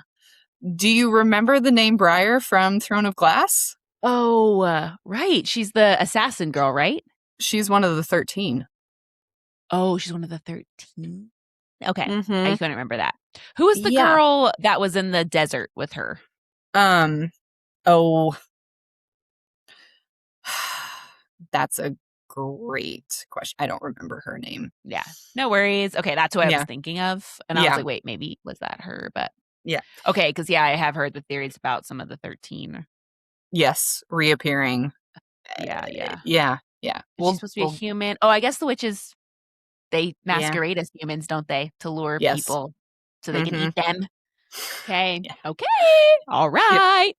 And what's interesting is that this woman's not described though. So Briar is Yeah. described like you get a very good physical description of the Yeah. 13 from Manon. So I don't know if this is actually, but Sarah J. Maas is very adamant that she does not reuse names across her series. Okay. Yeah. So So, hey, I mean, that, and interesting. then that would make sense why she intentionally didn't describe her, Yes. because if she Yeah. did, that would, yeah. It would give it away. Yeah. So Right. yeah. And just so everybody knows, I mean, Briar is not brought back up in the rest of this book at all. No, So well, there was one more time that she sees her, yeah. but Yeah. It's but also, is she bleeding? mm, Is she, because I'm like, I guess that could be why she lasted the longest. mm-hmm. And it's not described what state she's in, just that she was screaming a lot and kind of hanging Right. out. So I don't know. Exactly. Okay. Okay. Love The this for camp. us. Uh-huh. It's just interesting. Okay. Yeah. The camp starts stirring and someone calls for a healer to the High Lord's tent when Rhys winnows directly in front of Feyre and sees Briar. Feyre weakly explains that she couldn't be left at the camp. Nesta comes running and starts sobbing at the sight of Elain, but Feyre speaks into Nesta's mind, because talking is very difficult for Feyre right now, that Elain is okay. Nesta pivots directions and barrels into Feyre, hugging her tightly. Rhys goes and relieves Azriel of holding Elain and tells him that they need to get her to Helion to remove the shackles. Elain gets up on the tips of her toes and kisses Azriel's cheek in thanks. We know how I feel about this. Maybe it was just a nice gesture. Right. You know, like, Yeah, it's I would. Yeah, I fine. just think. Yeah. Yeah, it's fine. It's just like when there are certain actions that are being pointed out like so directly over and over that anyway. Yeah. I mean, these, almost feel like sleight of hands, like misdirections more. I mean, Mhm. Elaine is so obsessed with Grayson, and Yes, she she has still been this is. whole time. You know, Right. even when she was first in Valaris, like, that Yeah. was the cause of all of her depression and shit. Yeah. Yeah. And then Elaine walks over to Feyre and hugs her too. And this is just sweet. It's the most love we've seen between the sisters in all the books yet. It's nice. It's a nice moment. Yeah. Feyre is so exhausted. She barely remembers the healer, Rhys bathing her, or Elaine getting the chains removed. But she does remember the sisters snuggling together that night, much like they did in their old bed. And I was like, oh, they're all closer than ever. I love this. Yeah. Yeah. I know. Having a moment. So the Mm-hmm. next day, Feyre is still cuddling with Elain and Nesta. The arrival of Callias' army wakes Feyre up. Feyre thinks about Tamlin and just can't believe that he saved the day and sacrificed himself like that. Feyre has no doubt that Tamlin went back to play spy rather than betray the Night Court Alliance, or the NCA, as we call them. Mhm. Obviously, Tamlin's cover is now blown. Feyre is not sure what to make of Tamlin's actions. I mean, neither am I. Tam Lamb. What's going on with you, dude? I know. I really want answers, and I'm firmly in the Tamlin definitely went back to spy on Hybern Yeah. more than I anything. just wish Yeah. that he didn't have to be such a dick at the High Lord meeting. If I you were know. going to be... If you were, I don't I know. know. I still am just mad at him. I don't like him. He's a I know. butt. I know. Okay, I mean, I do think that, two things can be true. He can still be a jerk face, and he was helping them. Yeah, so. But yeah. But thank you, Tamlin. That was really cool of you. Mm-hmm. Tamlin also saved Feyre, and he used that special wind magic. No one's ever seen that before, including us. Was that really Tamlin? I don't know. I know. So many questions around this still. And also, something I did not pick up on any of my prior reads. Yeah. I think that sometimes in the moment in any book that has these very high tension moments, I think I read really fast because I want to know how it happens, what happens, where things going to go. Yeah. And I think I do miss some of these very important details. And this has really made me be like, I need to slow down a little bit when I'm reading an intense part and actually like try to comprehend better than just try to get to find out what's happening. So yes. I do that too sometimes, where I will read really fast to just like get through the tension and be like, well, if everything's okay, and then I go back and like reread. Yes. Okay. I'm okay. Everything's fine. Yes. Yeah. Yeah. Now I can actually get the details. Mm-hmm. But yeah, so Feyre compares Tamlin and his actions to the Nefel philosophy. Feyre thinks, quote, the weakness that had transformed into a strength hadn't been my wings, my flying, but Tamlin. And I was like, I feel like you're interpreting the Nefel philosophy incorrectly, but I may also be taking it too literally. But I'm like, Nefel was underestimated and proved herself. Tamlin was a dick who had a change of heart. Or maybe this was his plan the whole time. But he's not like an underdog that you wouldn't expect to be successful in like this moment. Right. The only thing is that his actions were unexpected. Like, you know what I mean? Right. And it was more like he was switching sides, and that was what was unexpected versus the heroic show of strength, which is what the Nefel philosophy was about. Just I completely agree. Maybe we'll get a better example of it in the next episode. I think we will. I don't know. Also, I was so pissed about her flying, where I was like, Azriel, I think you should have trained her differently on how to fly. Like, here's how you take off. Here's how you fly a distance instead of just trying to get her to dodge trees and stuff. That wasn't helpful. Like, look at this. Like, if you're running away, how do you fly? Because in the upcoming conflict, that's going to be the most important way to get away. Very I would assume. What just happened? Yeah. Like, she was like, this is so hard. I can barely do it. So Feyre gets up without disturbing Nesta and Elain. Feyre's shoulder wound is starting to heal. She's looking rough, and all the muscles she had to use for flying are super duper sore. Feyre hopes Azriel is in better shape than she is, and Feyre's not sure how Azriel managed to keep flying with his wounds, and she doesn't want to think about all the pain he's endured in his past to prepare him for being able to do what he did yesterday. It's like adrenaline, baby. Also, the suffering and pain that he went through as a child. Right. Yeah. That's why he's so tough. Yeah, unfortunately. He's so tough. Yeah. Be sad. Feyre goes to find food for her sisters from a camp cook, and Feyre declines food when asked, and she thinks, quote, I didn't have the nerve to request that the cook find some of Amren's preferred food as well. Feyre, what the fuck is wrong with you? Why are you such a baby about weird shit like this? Feyre never has the nerve to ask simple questions. You just rescued Elain from Hybern's camp, but you can't ask for some goat's blood for Amren? My God. Feyre is she's so socially awkward. She doesn't really understand social cues or like general behavior. Like, she's always worried about crossing boundaries when she doesn't need to be, but then she like just Right. bulldozes over them at other times. Like, Yeah. you know what I mean? Like, it's like, Right. it's very interesting, her reasoning for her actions on a lot of that stuff. So Yeah, yeah. it's bizarre. And I was like, Amberyn clearly needs sustenance. She's been having sex with Varian all night. Girl's hungry. Yeah. Yeah, right. God. Then in the next breath, though, Feyre thinks, I'd offer Amberyn any help I could in decoding that spell the Suriel had pointed her toward. Anything, if it meant stopping the cauldron. Except for getting her food, apparently. Right. Hmm. So funny. As Feyre heads to Amryn's tent to talk to her about the spell, Feyre observes the Winter Court camp getting constructed. Callias's army is still winnowing in their supplies. There are a lot of lesser fae in the Winter Court ranks. They're like tall ice monster looking things. And also there's a lot of reindeer and polar bears and Arctic foxes scuttling around, you know, transporting things, bearing messages, etc. I am so glad that you pointed this out. I did not catch this previously, but this is a very interesting, not important in any way, shape, or form connection to Crescent City, though. It's very, very interesting. Yeah. Okay. I You'll did find begin out. my Crescent City reread, or not reread, read for the first time. Yep, and I'm like, on you know what? chapter 6. So, yeah. Yeah.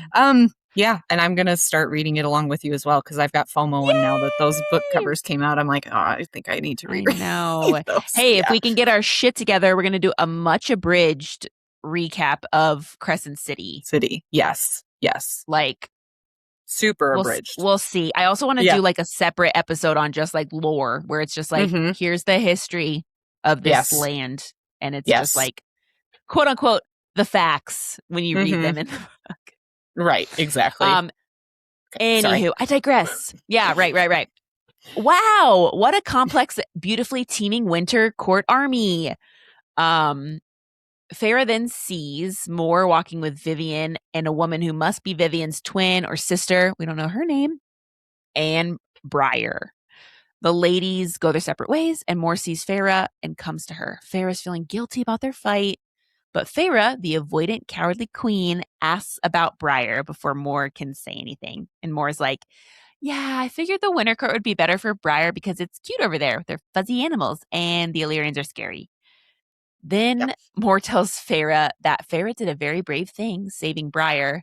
Feyre's like, anybody would have done it. No, they absolutely would not have. I was telling you not to.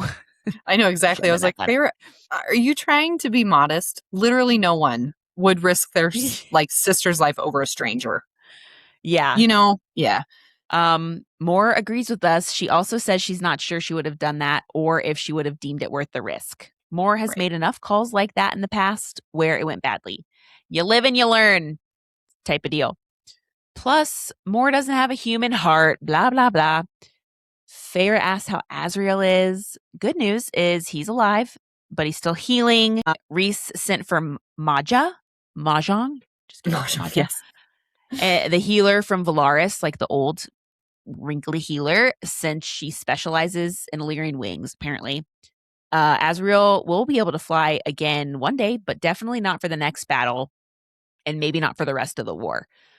Cassian's wings were in way worse shape, though, after Hybern, and he fully recovered, so Azriel should be fine. It sucks, obviously, but it's better than being dead. Their little Hybern camp rescue mission made Mor realize that life is precious and all that stuff, and she might not get time with people, so she's ready to confess some things to Feyre. They go to a private place, and Mor says, no more lies between us. And I was like, oh my God, this better be good. It's not. Feyre, of course, thinks Mor's talking about her. Feyre apologizes again for sneaking off with the Suriel. Feyre knows she made a mistake, okay? And Mor's like, no, I'm talking about me. Whew, deep breath. Confession time. Mor doesn't love Azriel. She can't love Azriel. And I was like, okay, what's your point? Not in the way Azriel loves Mor. Sometimes Mor wonders if there could be more, but no, he's like family to Mor. And also, I just want to point out, Mor is very distraught right now. This is extremely difficult for her to tell Feyre. And I was like, okay, but keep going. Like, this doesn't seem world stopping yet. Mm-hmm. But okay, here it comes. Mor says she's never loved Azriel that way because Mor is a lesbian. I don't know if that's the word they use in Prithian, but bottom line is Mor likes females. Womp womp. That's it. Why is this a secret? I was like genuinely confused why this was supposed to be a big deal. Exactly. And the more we get into it, the rationality of it all makes even less sense as we keep going. So, yeah. Feyre's like, but you sleep with males. You just slept with Helion. But as Feyre is saying that, she thinks back to how sad and out of it Mor was the next day. She's like, it wasn't just because of Azriel. It was because it wasn't what Mor wanted. Mor starts to monologue. Her hands are shaking. She's having a really difficult time. Mor does enjoy having sex with males, but Mor has known since she was very young that she prefers females. She has deeper connections with females. Who doesn't? Yeah. She cares for them more, all that stuff. But in the hewn city, all they care about is breeding their bloodlines and making alliances through marriage. Mor knew she could never marry for love because there would be no offspring and her father's bloodline would have ended with Mor. I'm like, okay, how is your life now different? You're single, as far as we know. You're not going to marry somebody. She got out of her betrothal. She's no longer under her parents' thumb. It's like, girl, you're free. You've been free. Exactly. I'm like, okay, so what's the issue now? You haven't been in their care and custody for like 450 plus years. Yeah. I don't understand. Yeah. Right. And Mor knew she could never tell her parents ever. I mean, she is still talking about living in the hewn city in this moment. Yes. Mm-hmm. And I'm also like, why would you want to tell them? They suck, and you're not close with them. But again, yeah, 100%. in the present, right? Yeah.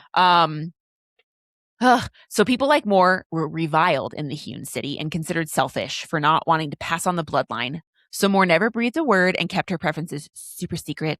Then Mor got betrothed to Eris, and that was the last straw. Mor knew she could survive Eris and his brutality and cruelty. Hey, don't talk about my boyfriend that way. And like, jury is still out on how brutal and cruel he would have actually been based upon what we've seen. So, right.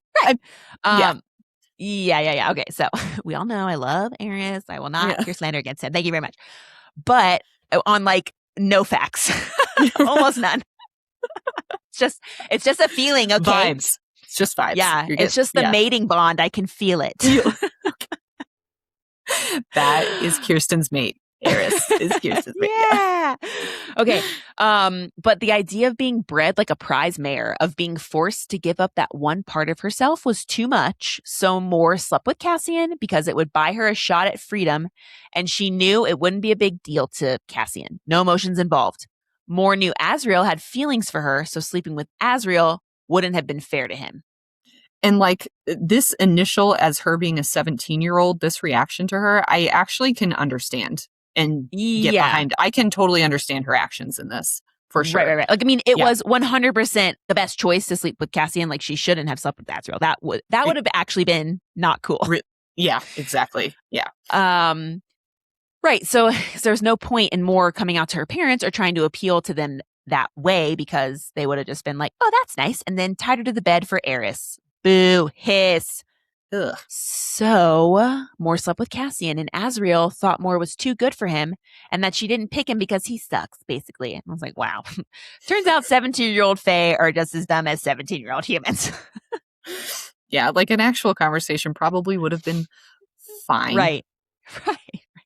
I mean, how many times do you look back at your 17-year-old self and been like, if you would have just talked to that person, probably would have been just fine. Yeah. So then events were set into motion that could not be undone. Azriel found Mor with the note nailed to her womb and rescued her. And Mor says she tried to explain, but then Azriel started to confess what he felt, and Mor panicked. To get Azriel to stop, to keep him from saying that he loved Mor, she just turned and left.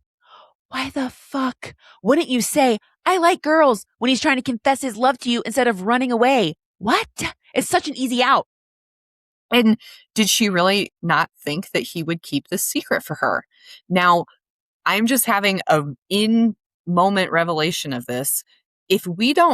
I'm wondering if Mor's memory of certain events has been warped based upon her own personal thoughts.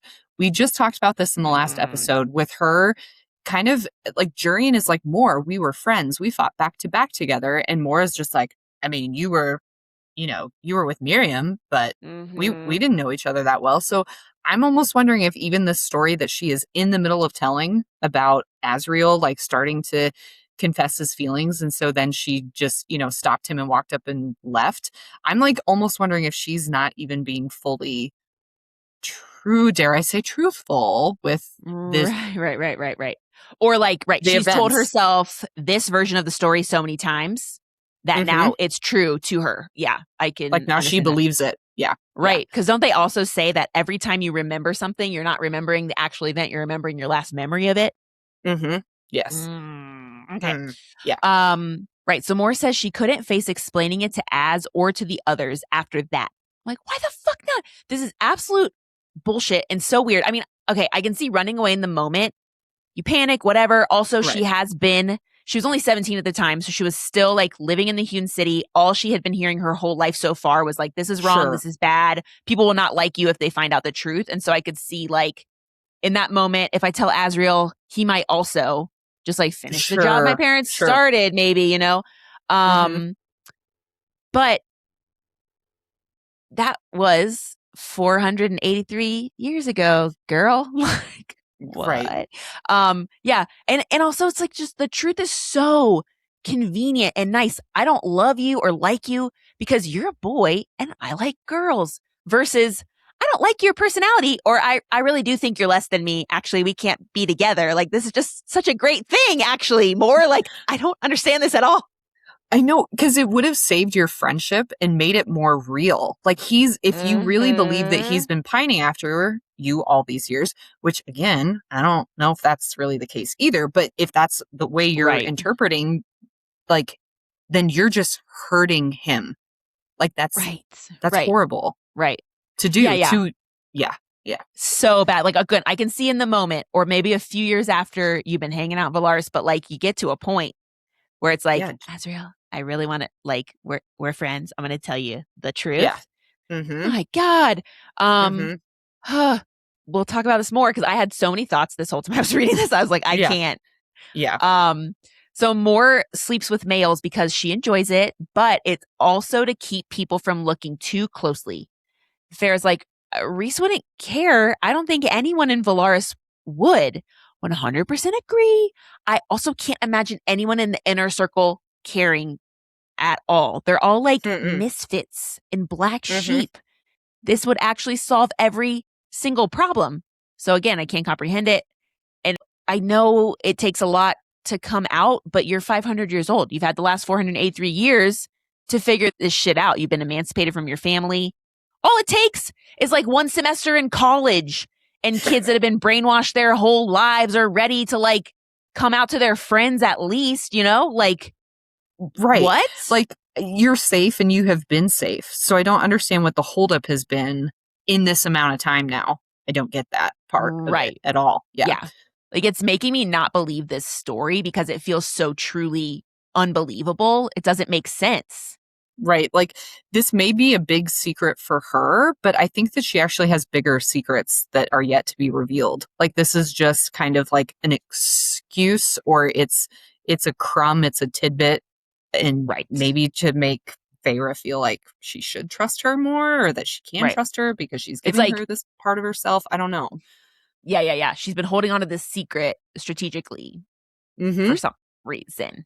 Exactly. If it's, like even true or whatever. Mor nods her head in agreement because Feyre said nobody in Valaris would care because Valaris is a haven for gay fae. I wish I knew what words they use. Yeah. I want to use inclusive language. So Rita's, that restaurant / pleasure hall that Mor loves, is run by another lesbian. Feyre, I was like, can I incorporate the word fae into the word lesbian and make it like a thesbian? That just kind of sounds like you have a lisp. Yeah. Thesbian. Okay. Or like they're actors. Right, yeah. Okay, anyway, it's run by a lesbian.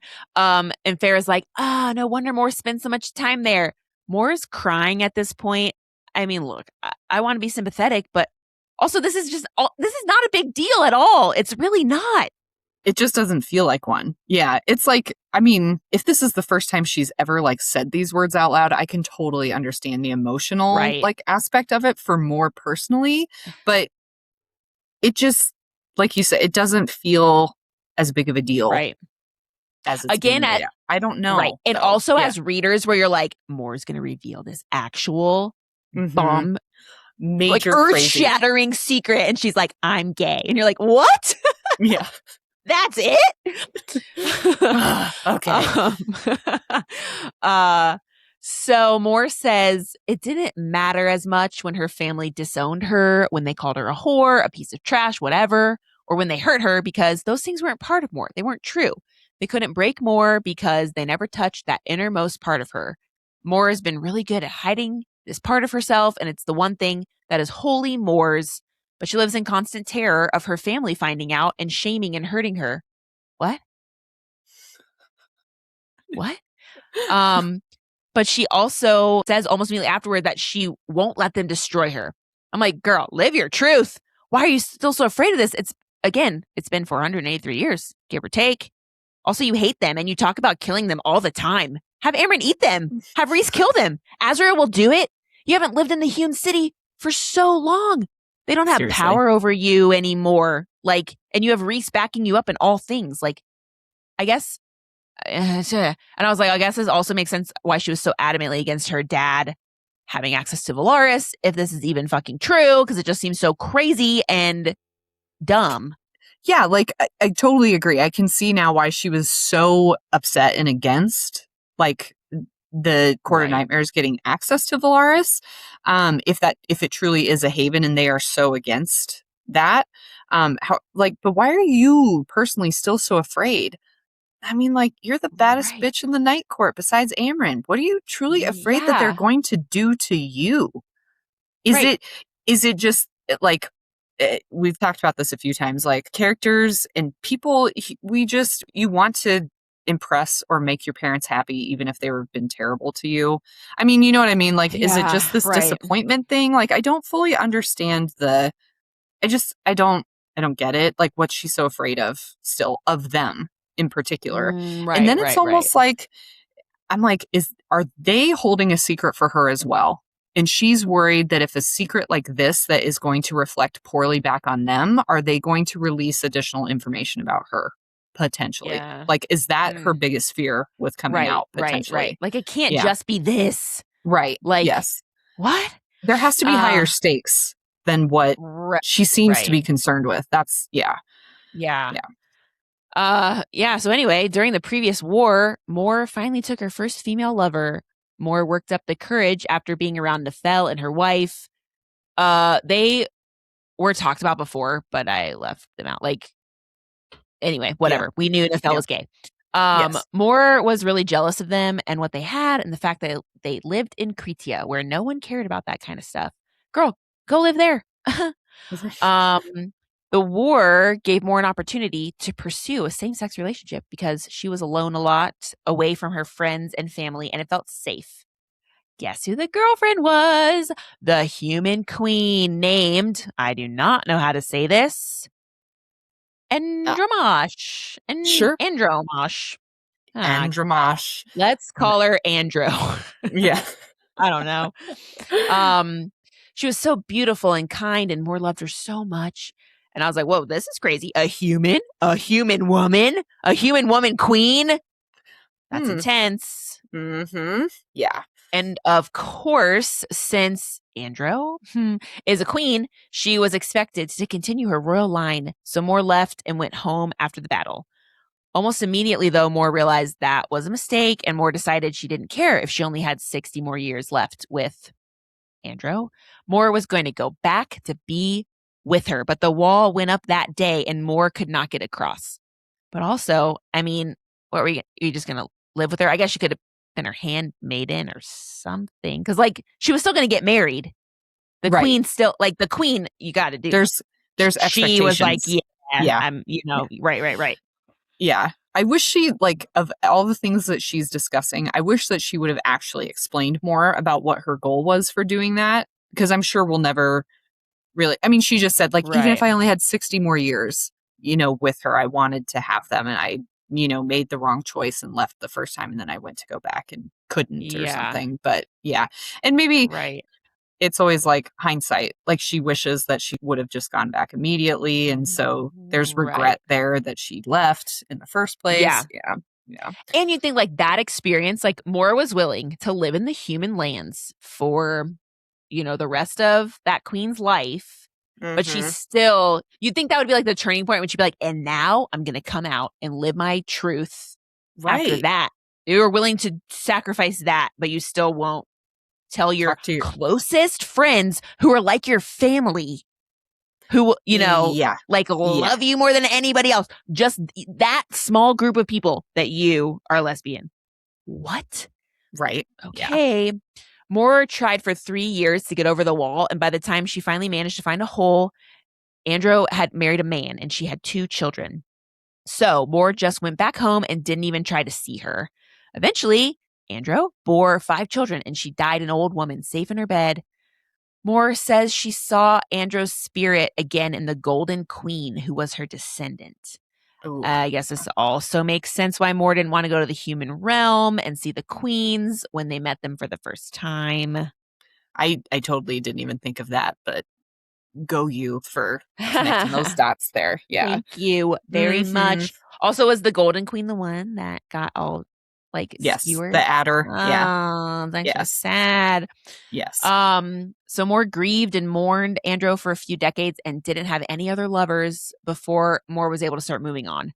Moore also had a few male and female lovers over the centuries, but the females were always a secret, and Moore assumes that's why those relationships never worked out, since they could never be open about their relationship, never be seen together, etc.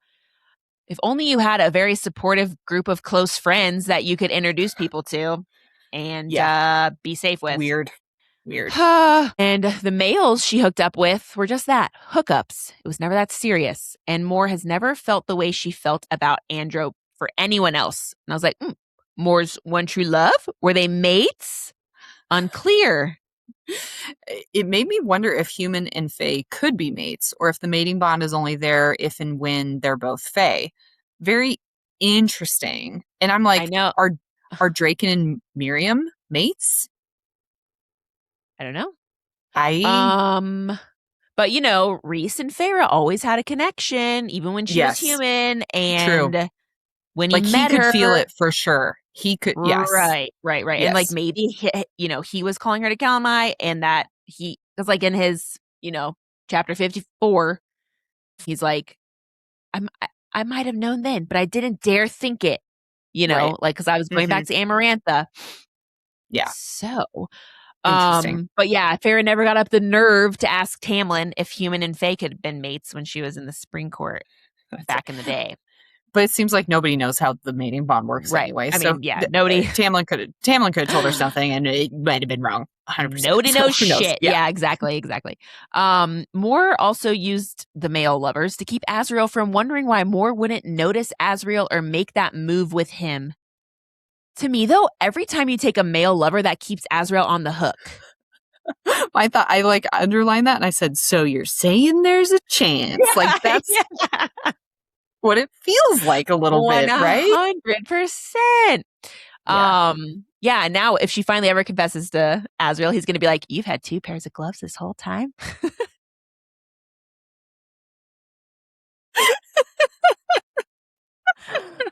Oh, yeah, it's so funny.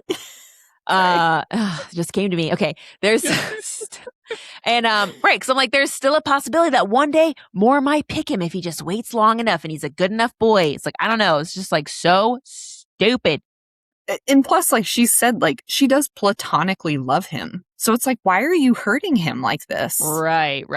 And I mean, to top it all off too, Moore, they've talked also about how Azriel would never, he doesn't think he's good enough for Moore. So even if she was like, Azriel, take off your clothes, we're doing this right now, he'd be like, I refuse. Yes. He would say no. Yeah, I think he would. So why are you even trying to throw him off the scent if he actually wouldn't sleep with, or be let you be together, even if you said you wanted to. Then Moore is like, Azriel's just so wonderful and special, but if I ever slept with him even once just to see and make sure that we really aren't compatible, debatable if he'd even say yes, obviously that would be a huge fucking deal for Azriel.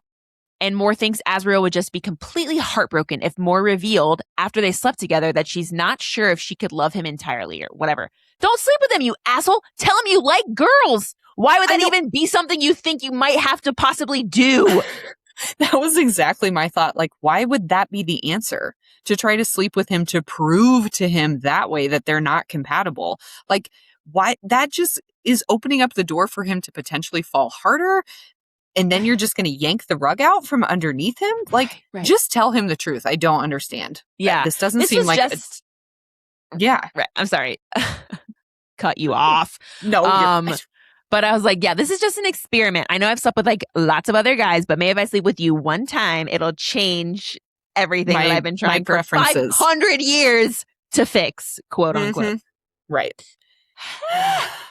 Moore says she loves Azriel enough that she wants him to find someone who can truly love him like he deserves. And Moore's like, I love myself enough that I don't want to settle until I find that person too, if I can ever work up the courage to tell the world first. Moore's gift is truth, and yet she has been living a lie her entire existence. Feyre squeezes Moore's hand and says, Moore will tell them when she's ready. Why the fuck aren't you ready? It's been 500 years. What the fuck? And you've been twisting the knife every fucking day when literally coming out would solve all of your problems. Agreed. Also, you may be sneaky, but Azriel is a shadow spy master. Him and Feyre just went invisible. There's like, I'm sorry, but there's no way that you have evaded Azriel for the last 400 plus years. Or also, is that why you take a male lover from time to time? Because you know that he's keeping an eye on you. You know what I mean? Then it's like, it's all this like, this back and forth, and I'm just more confused than ever. God bless it. Yeah, right. Anyway, Feyre's a good friend. She's like, whatever you need, I'm here for you. And your secret's safe with me. I won't even tell Rhys.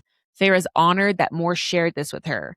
I mean, yeah, good for you for finally telling someone this is a huge deal. If it's true, if you're actually upset about this, like if this is the real secret that's been making Moore so cagey, it's just so anticlimactic for us. Right, as the reader, it's just so like womp womp, like this is not. And I can see if this is a new revelation for her. Like, I just realized yesterday that I'm a lesbian and I have to deal with this now. But you've had centuries to grapple with this, and again, you have been living. I think the amount of time she lived in the Hewn City was probably like 5% of her life. Right. You know, I was wondering too if maybe like Fae or other immortal beings, because this is kind of a thing with is it with Tolkien where like elves don't really change because they're like they don't age or grow, so like they don't change their personality ever. And if they do, it's like a seismic crazy thing. And is it also like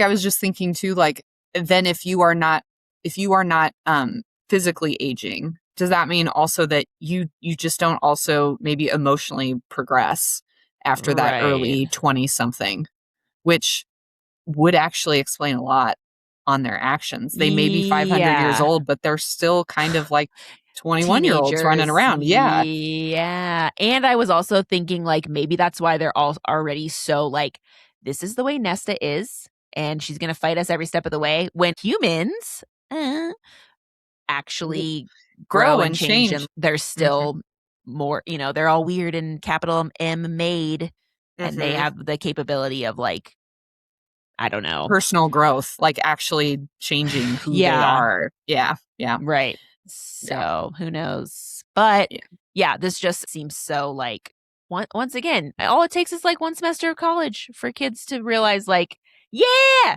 I can be who I am. But Moore can't do it after centuries.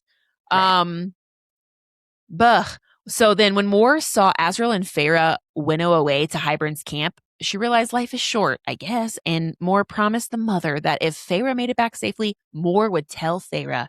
Why don't you just tell Azriel too? How about that's your Seriously. revelation? Who the fuck cares about Feyre? But you're maybe like, Azriel might die. I better tell him the truth. This Fey male that I've known my entire existence, who has been, I've been hurting every single day. Oh my God. Right. Moore is feeling better after talking about all of this. Secrets really do hold power over people. Saying it out loud is almost always a solution. Yep. Okay, And maybe this will be easier the second time. Yep. And I'm glad that Moore finally felt comfortable. But like, why Feyre? Why now? Your friends have almost died a few times since we've been introduced just to you. Like, not be true. This feels like a misdirection. Like, people were picking up on her acting suspicious, so she had to reveal something. Right. I agree. Like we've talked about this before. Anytime something didn't make sense, and then you get the actual story that makes more sense, that's when we're like, I mean, the same with Eris. We're like, his actions are kind of strange. And then he's like, this is what really happened. And it's like, oh, that makes way more sense. I'm going to believe that. Same with Jurian. Right. Mm-hmm. You've been saying constantly, like, what? Why is Jurian doing this? That doesn't make any sense. What would his motivations possibly be? We get the truth from him. And we're like, oh, duh. So this is another example of like, okay, cool. This makes no sense. So I just have a hard time believing it. Right. It just doesn't explain everything else that's been going on with Moore. Like it can explain some things, but it doesn't explain everything. So I don't. Right. Yeah. Again, so like, yeah, I could see her being like, I'm gonna keep this a secret. I'm gonna slink around, be a lesbian. How horrible. And once it's too much, I will have my crazy confession that will explain all of my weird ass behavior. Quote. Yeah. Yeah. Exactly. Moore says Feyre must think she's horrible for stringing Azriel and Cassian along. A little bit. Yeah. I do. I think you're kind of horrible for that, for sure. But Feyre doesn't think that. Of course not. It's all coming together for Feyre. All of Moore's conflicting actions around and toward Azriel make sense now. Feyre's like, oh my God, I've been so blind. Duh, of course there's a good reason why 500 years have passed and Moore had not accepted what Azriel so clearly offered to her. And I was like, people have been telling you repeatedly not to meddle. Like, maybe Moore doesn't have to come out at all. Does everybody secretly know? Like, this is so stupid. I really feel like they do. I don't feel like you can know someone for 500 years and not pick up on something like that. Who knows? Maybe she is a master at deception. I mean, she seems to be playing all of them right now and something else. I'm still just convinced. Yeah. And again, I do wonder if like Rhys is just like, I know what's up. Go ahead, play it out. We can, we'll see. Do this dance for as long as it takes. Yeah. Until you're ready to just come clean about it, honestly. Right. And and again, if she really is hiding something bigger and Azriel knows about it, I don't think Rhys doesn't not know about it. Agreed. Any whoozy what's also he can read minds. Hi. And like we know that I feel pretty confident that he can go into people's minds and they don't know about it. He can be gentle and secret and do it. Yeah. Also when Feyre's like, I won't even tell Rhys. And we know that she's like not been shielding against him recently. He like reads all of her thoughts and she's like, oh, whoops. Don't worry, my lips are sealed. Yeah, but my brain is not. I won't tell him with my mouth. Anyway, then Feyre asks Moore if she thinks Azriel suspects. I hope he does. I hope he thinks she's gay. I really hope that's what he thinks. I do too. And I think that he knows this and he's been keeping tabs on her for other reasons. That's what I think. Yeah. Moore's like, I don't know. Because, what a convenient front for him, right? He's like, I love you. I'm going to follow you around and I'm going to be weird all the time. And you're just going to think I'm sad. Yeah. And I'm pining after you, but that's not it. That's right. Not it. Yeah. Anyway, so Moore doesn't know if Azriel thinks she's gay or not. Maybe since he's so observant, but it probably confuses Azriel whenever Moore takes a male home. Or I'm sure there are like bi Fae too, right? Yeah, like you can like both. She likes both. Yeah. Feyre's like, so why the fuck did you sleep with Helion? Helion wanted a distraction from his own problems. And whenever Azriel makes his feelings clear about Mor, like he did with Eris at the High Lord meeting, Mor sleeps with a random dude to remind Azriel that she's not interested. And Mor's like, I know, that sounds so bad, doesn't it? Yeah, it really does, Mor. Why don't you just actually fucking tell him you're not interested? I guess you don't even have to say you're gay. You can just be like, Azriel, it's never going to happen. Yeah. Like, I don't agreed. like you like that. Can we just be friends? Yeah. We've been being friends in this weird ass situation Seriously. for centuries. It's like, how is this better? How is this weird ass situation better? Right. Than just being honest. It's so weird. Yeah. Mor's like, I should tell him. I need to tell him. Yeah, you need to tell him. What the hell? And like, what is stopping you? I mean, you decided to tell Feyre for some reason. She's not the one who deserves to hear this honesty from you. Azriel does. Yeah. I don't get it. I mean, yeah. I guess Feyre is the only one that's actually pushing her to tell a secret. Oh, that's true.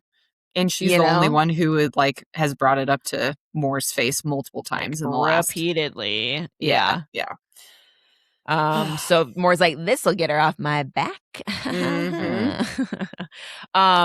But all of this shit has been going on for so long. Mor is petrified to face Azriel and tell him he spent the last 500 years pining for someone and or something that won't ever exist. The potential fallout is scary. Mor says, quote, I like things the way they are, even if I can't really be me. Things are good enough. I'm so annoyed. Like, I legitimately pissed off. Mor's currently vying for person I hate the most. And this all could have been avoided. I guess I do understand now, like, you're in really deep. Yeah. Really fucking deep. Like, yeah. This is more hurtful. Like, you could have made the situation better. Yeah, the longer it goes. Yeah, the longer it goes on, the worse it is. Yeah. For sure. And but ultimately, like, I'm sure Azriel will be upset, but like, how could he hold it against Mor for so long? Like, you never had an established whatever. You didn't sleep together. You weren't stringing him along in that way. Like, he just has a crush on you, and you have not been reciprocating it. Yeah. You know? He's probably just going to be like, why didn't you just tell me? This is really stupid. Right. Like, okay. Yeah. Or if you tell him now, he could be like, I know. You know what I mean? Like, that's the like, too. Honey, I think I know you pretty well. Yeah. But yeah, he's also like, he's not unreasonable. I think things will go back to the way they were pretty quickly. It's like, and also, haven't you all done worse stuff to each other? He just betrayed you with Eris. You can be like, okay, that really sucked with Eris. I'll forgive you, but I have something to tell you. Yeah. Like, and like, again, this just feels so anticlimactic that I really do feel like it's something else that she's hiding. Yeah. But she needs for everyone to at least feel like this is the secret. Right. That she and has. I think she probably expects Feyre to tell somebody. But Feyre tells Mor she shouldn't settle for good enough, but Feyre gets it. I'm like, avoidant personalities, unite! Feyre reiterates, quote, when you decide the time's right, whether it's tomorrow or in another 500 years, I'll have your back. I'd be like, I think you're ready. I think you should tell. Actually, I think you should do that right now. Just do it. Go down and do it right now. Just rip the Band-Aid off. You can do it. Just do it. Yeah. And like, okay, it's already been so long. You're like, uh-oh, this is really bad. Let's wait longer and make it worse. Like, every day is one more day. Oh my God. Anyway, then stupid Feyre's like, wow, whenever you are ready, though, I'm going to have so much fun playing matchmaker for you. Feyre, how many lesbians do you know? God. Yeah, I didn't like this comment at all. And then I was like, you don't know anyone, Feyre. What is this about? This is so weird. Right. I don't know. God, and she was like so dead set on Mor and Azriel, like you'd think she'd need another minute to be like, well, I got to rewrap my brain around Mor being with someone else. Yeah. Not this person I've been trying to like convince her to like. But yeah, and Mor's smile in response to this is like megawatt. She's so happy. Ugh. I'm like, I know. The two of you deserve each other. Feyre, turn gay, date Mor. In this. That's so funny. No, thank you. Yeah. All right, that is enough of that. My comments and just inability to comprehend this bullshit confession or whatever was like longer than the actual chapter. I was like, I can't. I have to make a comment about every single thing, every line. Anyway, apologies. Okay, but yeah.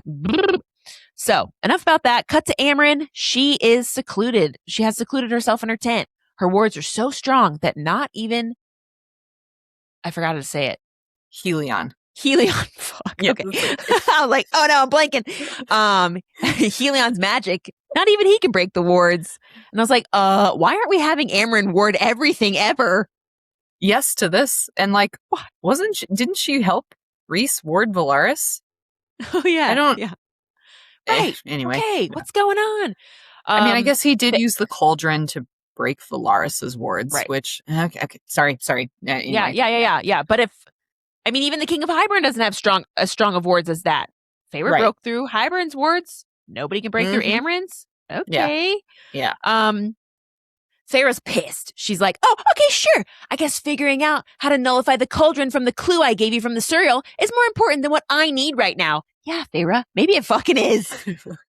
Feyre has come to talk to Amren because Feyre wants Amren to come with her to retrieve Bryaxis. Technically, Feyre can do it by herself since Amren already disabled the wards, but Feyre's being a coward right now. Feyre calls herself a coward. I'm going to lean into that. I knew you'd love it. I knew it. Feyre needs to bind Bryaxis into a slightly more tangible body and summon it here so it can smash through Hybern's army. Right. We already know this. Thanks for telling us again. So, annoyed at Amren, Feyre goes back to the war tent. Turns out, doesn't matter anyway because Hybern's army has moved. The army is now marching due east, and everyone's like, what? Why? So they spend a lot of time trying to figure this out. Maybe they're going to meet a host from the continent. Maybe he's trying to lure us again. It's all a trick, etc. Moore's like, no, he doesn't establish patterns. He knows we're onto his first method of stretching us thin, and now he'll try another way. But like, it's a great ploy, if not, right? It's like, they don't think I use patterns. I'm going to use a pattern. Right. Hybern's marching through the human lands on the other side of this like major river that runs east to west and the Spring Court. Basically, Hybern's just trying to weaken the Prythian army, the Night Court Alliance, NCA. Should we call it the Prythian army? Not more people start to join. I don't know. Yeah. The NCA, because they can't just winnow across the river. Cassian says even with winnowing, they'd have to construct boats or bridges to get across. What? Didn't you just fucking winnow an entire army to where you are at this very moment? Like, it's just a fucking river. Is it just like their army is now too big with like if Callias and Thiessen, if everybody is kind of joining them, do they just think that now they're amassing too many to be able to winnow? I don't know, but it just does not make much sense to me either. Right. I'm like, okay. But whatever you say, Cassian, I trust you. Hybern just wants to exhaust the NCA by winnowing armies around and fighting these battles. Great job. Seems like you've fallen right into his trap so far. Yeah, unfortunately. Hybern could have marched through the human lands from the beginning, but he's chosen to lay waste to them now because those damn Archeron sisters have insulted him for the last time. Elain, like, he's going to do all that to spite us? Absolutely. He probably would have done it for less. Feyre says, I killed his priestess, Nesta took from his cauldron, and stealing Elain back was the final insult. Sounds like it's Elain's turn to do something super mean to Hybern. Gee, I can't wait to see what it will be. Callias is like, only a madman would do this just to get back at 3 women. Okay, if the shoe fits, dude. Also, I feel like men have done a lot worse for a lot less. And Hybern's embarrassed that these 3 sisters have thwarted him. Like, there's nothing worse for someone like him than being embarrassed like that. Like, many times. Yeah. Yeah. Many times. Helion's like, well, joke's on him. Nobody here fucking cares about humans, do they? Just kidding. Of course we care about humans. We have 3 people that used to be human right here, and they're very important to us, right? Right? Tarquin's like, so are we not going to go or what? Quote, of course we're going to, Rhys said, straightening to his full height and lifting his chin. We will be outnumbered and exhausted, and it will not end well. But this has nothing to do with my mate or her sisters. The wall is down. It is gone. It is a new world, and we must decide how we are to end this old one and begin it anew. We must decide if we will begin it by allowing those who cannot defend themselves to be slaughtered. If that is the sort of people we are, not individual courts, we as a Fey people, do we let the humans stand alone? End quote. Everyone's like, we're all going to die together. And Cassian's like, that's cool. If I die, at least it'll be for a good cause. Lord Devlin nods his approval. And I was like, this feels a little out of character. It does, but I think Illyrians are supposed to be really great defenders of people, and Cassian just gained like a teensy bit of respect from Devlin in the last battle, so maybe that's it, I think. I don't know. Okay. Yeah. Yeah, I mean, it's like not an important detail, but that's what we Interesting. do. Yeah. Okay. Yep. Tarquin agrees. Callias looks at Vivian and they're like, well, at least we'll die together. Okay, great. Everyone's in agreement. No time to waste. Feyre suggests that those of them who can winnow should rescue as many of the humans as possible before dawn because Hybern's army is going to be killing them all as they're marching across. Valaris is too far away, but they could take them to Adriata. Callias is like, why would we waste our strength on humans winnowing them out? Also, yeah, because I mean, like you could use that probably to winnow across the river. Mm-hmm. I kind of agree, but I am a Slytherin. So, but you know, facing Hybern is a long shot anyway. So going in there weekend seems not great. Yeah, I kind of agree here too. It's like, is it that worth it to go into battle exhausted? But also, like, yes, I would want to do this too. Like, I'm very conflicted. Yeah. It's the right thing to do, so I think you should try. Yeah, 100%. They need to rescue the humans. They do it. It's good. Yes. Once again, it's very easy when you're reading a book and it's like also not real life. Mm-hmm. Like very like it's a fantasy world, right? They have wings and shit. Everybody's immortal. Yeah. I'm like, yeah, do the bad thing. Yeah, Who it's cares? fine. Yeah. Right. No real life consequences for those actions. That are, right. Yeah. Not for me anyway. You're right. But exactly. Feyre is like, it is absolutely not a waste. One life can change the world. Where would you all be if Feyre had stayed dead? Amren shows up at this point and she's like, I hope we're going to face Hybern in battle because we are going to need a distraction. Amren has found a way to not only stop the cauldron, but Hybern's entire army. Of course, it's a hive mind situation. Mm-hmm. It always is. Yeah.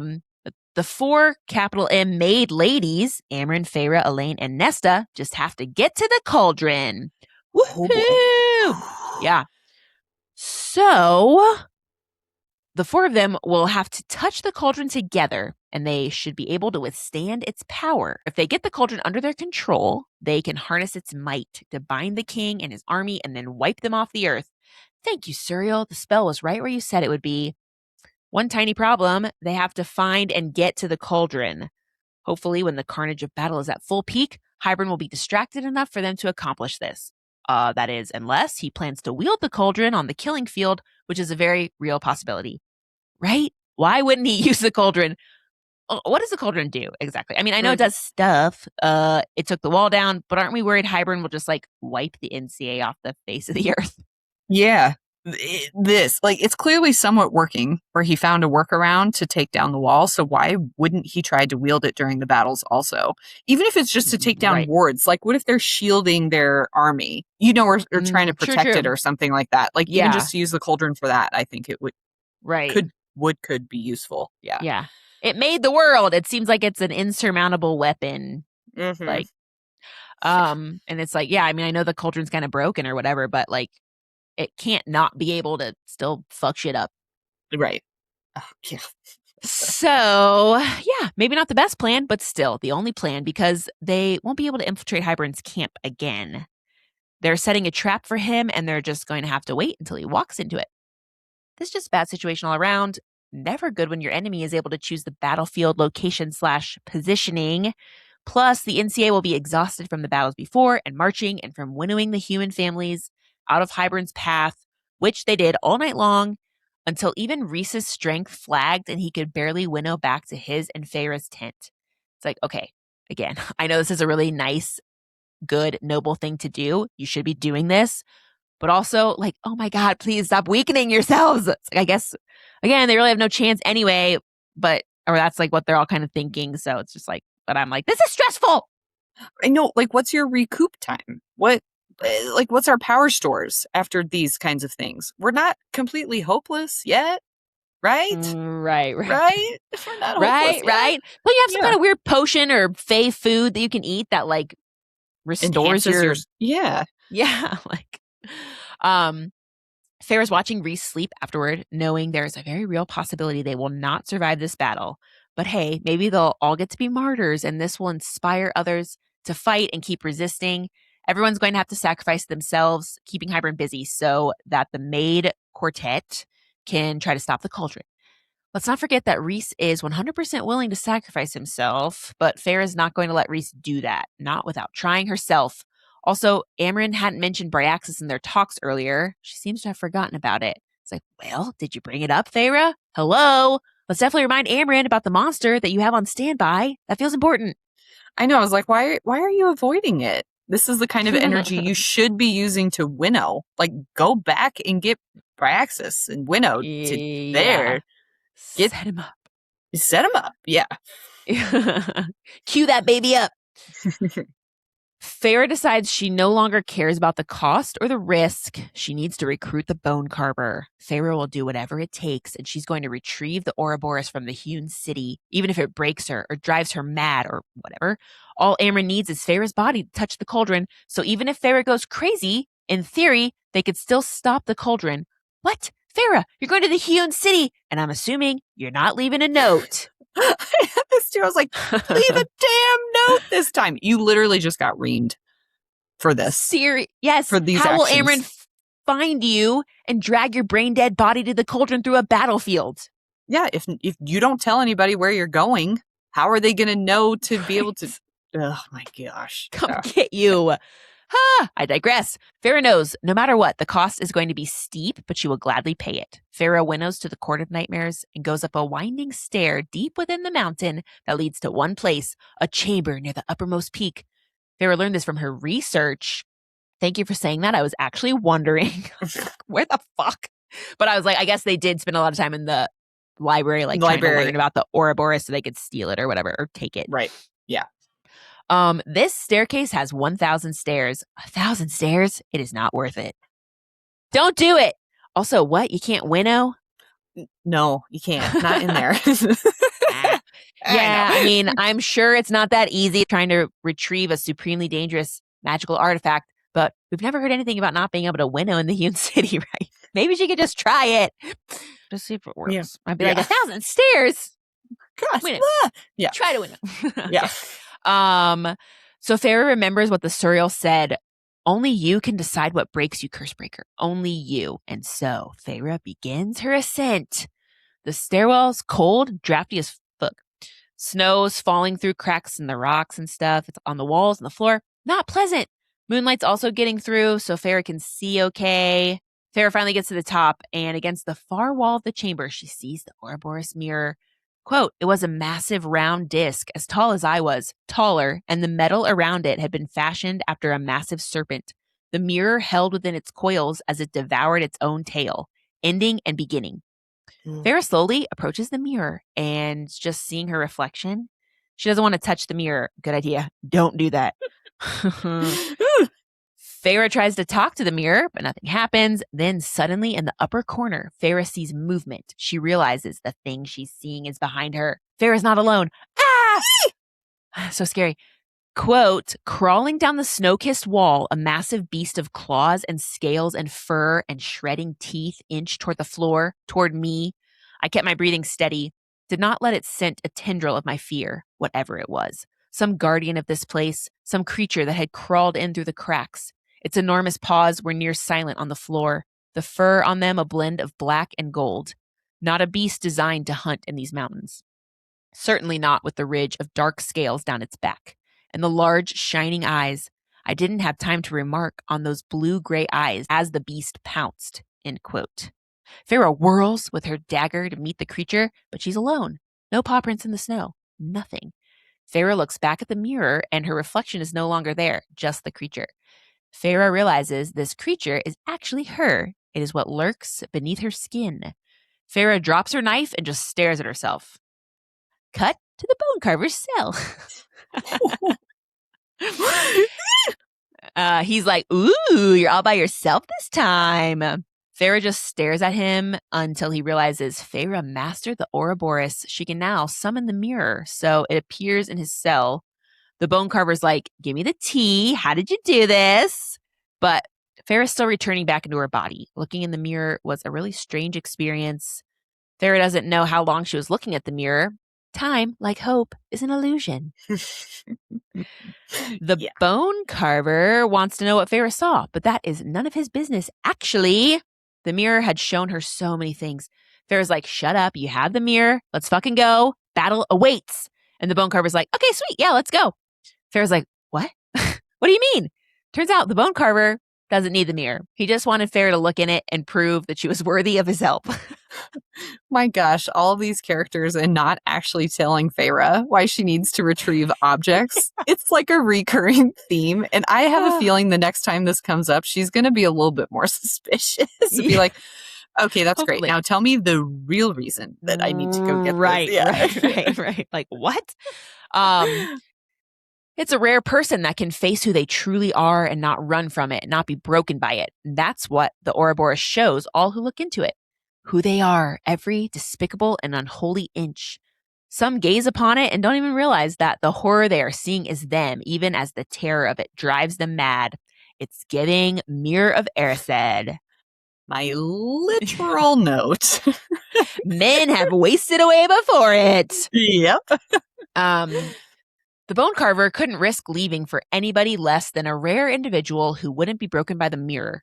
Needless to say, Feyre is pissed. She's like, you just wanted to see if I was worthy? And the bone carver's like, yeah, and you are. So, let's get out of here.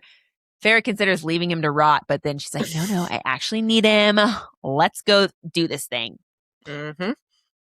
So we cut. Dawn is breaking over the human lands. Hybern has razed everything from the spring court down to the few miles before the sea. Feyre and the NCA are in her old village right now, and Feyre's looking at her old family estate, which has been looted and destroyed. Feyre knows this was a personal attack. It's not as bad as it could have been, though, since Hybern is still in a hurry, so they can maintain their advantage and post up for battle. The NCA is also trying to hurry for obvious reasons, but they have a big, varied force with all these different armies from every court all assembled together. So it's a little difficult to get them on the same page with different leaders giving orders and stuff. The Illyrians just want to fly ahead. They're tired of walking with all these losers. During a little midday break, Nesta and Feyre change into Illyrian fighting leathers, and Elain, God forbid she wears pants. So Vivian makes Elain a winter court fashionista. So her pants are paired with the thigh-length blue surcoat. Is this important information? Probably not. Oh, well. It feels like it could be, because why add it if it's not? But yeah, it's probably not. Point. Yeah. Cassian tries to give Elain a knife, and she goes, quote, white as death at the sight of it. We get it. You're a delicate little doe. Although, it's not how you acted in Hybern's camp, Elain. But then Azriel limps up, and he gives Elain his blade, Truth Teller, and he's like, this blade has never failed me. Some people say it's magic and will always strike true. It will serve you well. Azriel, don't be silly. Of course Elain isn't going to take Truth Teller. She just turned pale over Cassian's knife. Wait a minute. Just kidding. She takes it. This made me wonder again how Elaine's visions actually work. It's like, is she seeing things associated with each blade? And that's the reason she refused Cassian's blade and then accepted Azriel's. Something like that. Yeah. I mean, I think that she saw ahead what could and would happen if she took it. Mm-hmm. And so she did. That's what I think. Yeah. Right. I mean, that seems to be like, and especially like you're saying that she took Truth Teller instead of the blade Cassian was trying to give her. Yeah, exactly. Yeah. Rhys tells Feyre through the bond that Azriel has never lent that blade to another person. So again, it's like, what's the real reason he's giving it to Elain? Mm-hmm. I'm not going to entertain ideas that they're mates or they're going to get together or something like that. He must know something too, maybe. I don't know. Mm-hmm. Yeah. As Azriel's handing the blade to Elain, Feyre gets a painting flash in her mind Elain is the lovely fawn, spring eternal, whatever. And Azriel is death with shadows and terror lurking over his shoulders. It's light and dark, tale as old as time. The knife is the only thing connecting them. Down the bond, Rhys tells Feyre to paint when we get home. Yeah, no one cares about your dumb paintings. That's so funny that Rhys is like, all right, not the time for that. Okay. It's still, I've kind of joked about this the last few times. Every time this happens, I'm like, oh yeah, she paints, because I'm like, I don't care about this. Okay. Like, now is not the time. Like, can we focus on what's happening right now? Yes, the action, please. Yeah. So funny. Back to Azriel really quickly. His wings are healed, but not enough that he can fight or fly. Azriel really wants to fight so much that he was going to go against orders until Mor finally stepped in and cried and begged him not to. Mor's pleas are what finally got Azriel to back down. And I'm like, oh my fucking God, Mor, just keep twisting the knife even more. It's like, we know the angle you're using to appeal to him. Like, yay, glad he's going to sit out and not immediately get killed. But jeez, that hole you're in, you're just a speck at the bottom at this point. It's so deep. Yeah, I mean, after Mor's revelation, this feels extra yucky that she was manipulating him like this. Right. Yeah. And I guess that's like why he could give Elain truth teller, because he's not expecting to like fight in the battle too. So right. So they're all just standing around, and Feyre realizes this is their last moment all together before the battle. Also, she and Rhys didn't get a last night together, not really, because they spent it winnowing humans out, and Feyre also found time to master the ouroboros and stuff. Who knows what's about to happen? They're all kind of going into it expecting to die, and this might be the last time the Court of Dreams is all together. Amren's like, speech! So Rhys delivers. It's a long speech. So should I read it? Should I just read the whole thing? Yeah, I was hoping you would. If you wouldn't have, I was going to. So do it. Okay, here it goes. Quote. I believe everything happens for a reason. Whether it is decided by the mother or the cauldron or some sort of tapestry of fate, I don't know. I don't really care. But I am grateful for it, whatever it is. Grateful that it brought you all into my life. If it hadn't, I might have become as awful as that prick we're going to face today. If I had not met an Illyrian warrior in training, he said to Cassian, I would not have known the true depths of strength, of resilience, of honor and loyalty. Cassian's eyes gleamed bright. Rhys said to Azriel, if I had not met a shadow singer, I would not have known that it is the family you make, not the one you are born into, that matters. I would not have known what it is to truly hope, even when the world tells you to despair. Azriel bowed his head in thanks. Mor was already crying when Rhys spoke to her. If I had not met my cousin, I would never have learned that light can be found in even the darkest of hells, that kindness can thrive even amongst cruelty. She wiped away her tears as she nodded. I waited for Amren to offer a retort, but she was only waiting. Rhys bowed his head to her. If I had not met a tiny monster who hoards jewels more fiercely than a fire drake. A quiet laugh from all of us at that. Rhys smiled softly. My own power would have consumed me long ago. Rhys squeezed my hand as he looked to me at last. And if I had not met my mate. His words failed him as silver lined his eyes. He set down the bond. I would have waited 500 more years for you, 1,000 years. And if this was all the time we were allowed to have, the wait was worth it. He wiped away the tears sliding down my face. I believe that everything happened exactly the way it had to, so I could find you. He kissed another tear away, and then he said to my sisters, we have not known each other for long, but I have to believe that you were brought here into our family for a reason too. And maybe today we'll find out why. They all... yeah. Wipe away the tear. They all take each other's hands. They're standing in a circle. Quote again, we will walk onto that field and only accept death when it comes to haul us away to the other world. We will fight for life, for survival, for our futures. But if it is decided by that tapestry of fate, or the cauldron, or the mother, that we do not walk off that field today, his chin lifted. The great joy and honor of my life has been to know you, to call you my family, and I am grateful, more than I can possibly say, that I was given this time with you all. We are grateful, Rhysand, Amren said quietly, more than you know. Literally. I mean, it makes me tear up. It's a great speech. It is a good speech. It is. And they're all like, and break. Let's go make Hybern very ungrateful to have known us. Yay!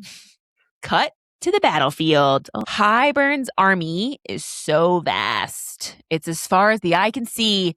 The NCA is seriously outnumbered, so basically, they're fucked.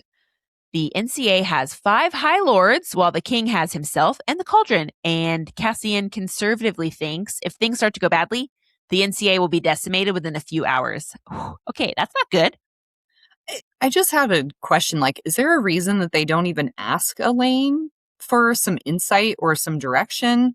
It's kind of annoying that they're not even like, hey, do you see any weaknesses that might give us a chance here? Right. They treat her like she doesn't even exist. Who has even talked to her this whole book? Do you know what I mean? Right. Like, barely at all. No Yeah. one's had a conversation with Elain. Lucian sort of did. Yeah. You know, like she said a few things to people. Feyre had that conversation. Like, but nobody's been like, Elain, what's going on? What's it like for you in there? Why don't you tell us a little bit about your stuff? I mean, no one's really talked to Nesta either, I guess. Right. It's just like, it's just weird. I mean, we are living in Feyre's head, but again, Right. yeah, it's like Elain isn't even there. It's so weird. And like, you assume that Azriel gave Elain a blade probably to just like defend herself. Right. As a last resort. You know what I mean? It's not like she's going to be doing anything. Well, and I think he also maybe assumes that if they get to her because she's not actually in with the fighting, like that she's staying back at the camp, right? That if anybody gets to her, they're all dead already anyway. Right. So, yeah, exactly. Yeah. So it's like, here's your weapon to defend yourself if the time comes. Not like, here's your weapon so you can join the fray. But yeah, so in that amount of time, their very short window before they're all dead, the maid ladies have to find the cauldron, get across the battlefield, and disable it. Azriel's shadows are hunting for the cauldron, and Azriel is pissed because he wanted to be out there hunting for it too, but, he's an invalid right now. They expect the wards will be extra strong and reinforced now since Feyre was able to rip through them the last time. She won't be able to use the same tricks. Allegedly, Amren will know when it's time to go. There's going to be some kind of signal. Cassian leaves to go get into position, and he's going to wait for Rhys's signal to advance with the Illyrians. Cassian and Nesta have a charge moment, but they don't say anything to each other. They just stare at each other while Cassian leaves. Everyone's getting into place. Rhys basically is telling Feyre that he has to stay here because the King of Hybern will be able to sense Rhys's power. Rhys is afraid. Not for himself, but for all of his family. The summer, winter, day, dawn, and night courts are all here and ready to go. No sign of the fucking autumn court or spring court. Rude. Both armies are just facing each other, but no moves are being made yet. Amren explains to Feyre that both sides will try to bring down the shields around the opposing armies first, so that's what is happening currently.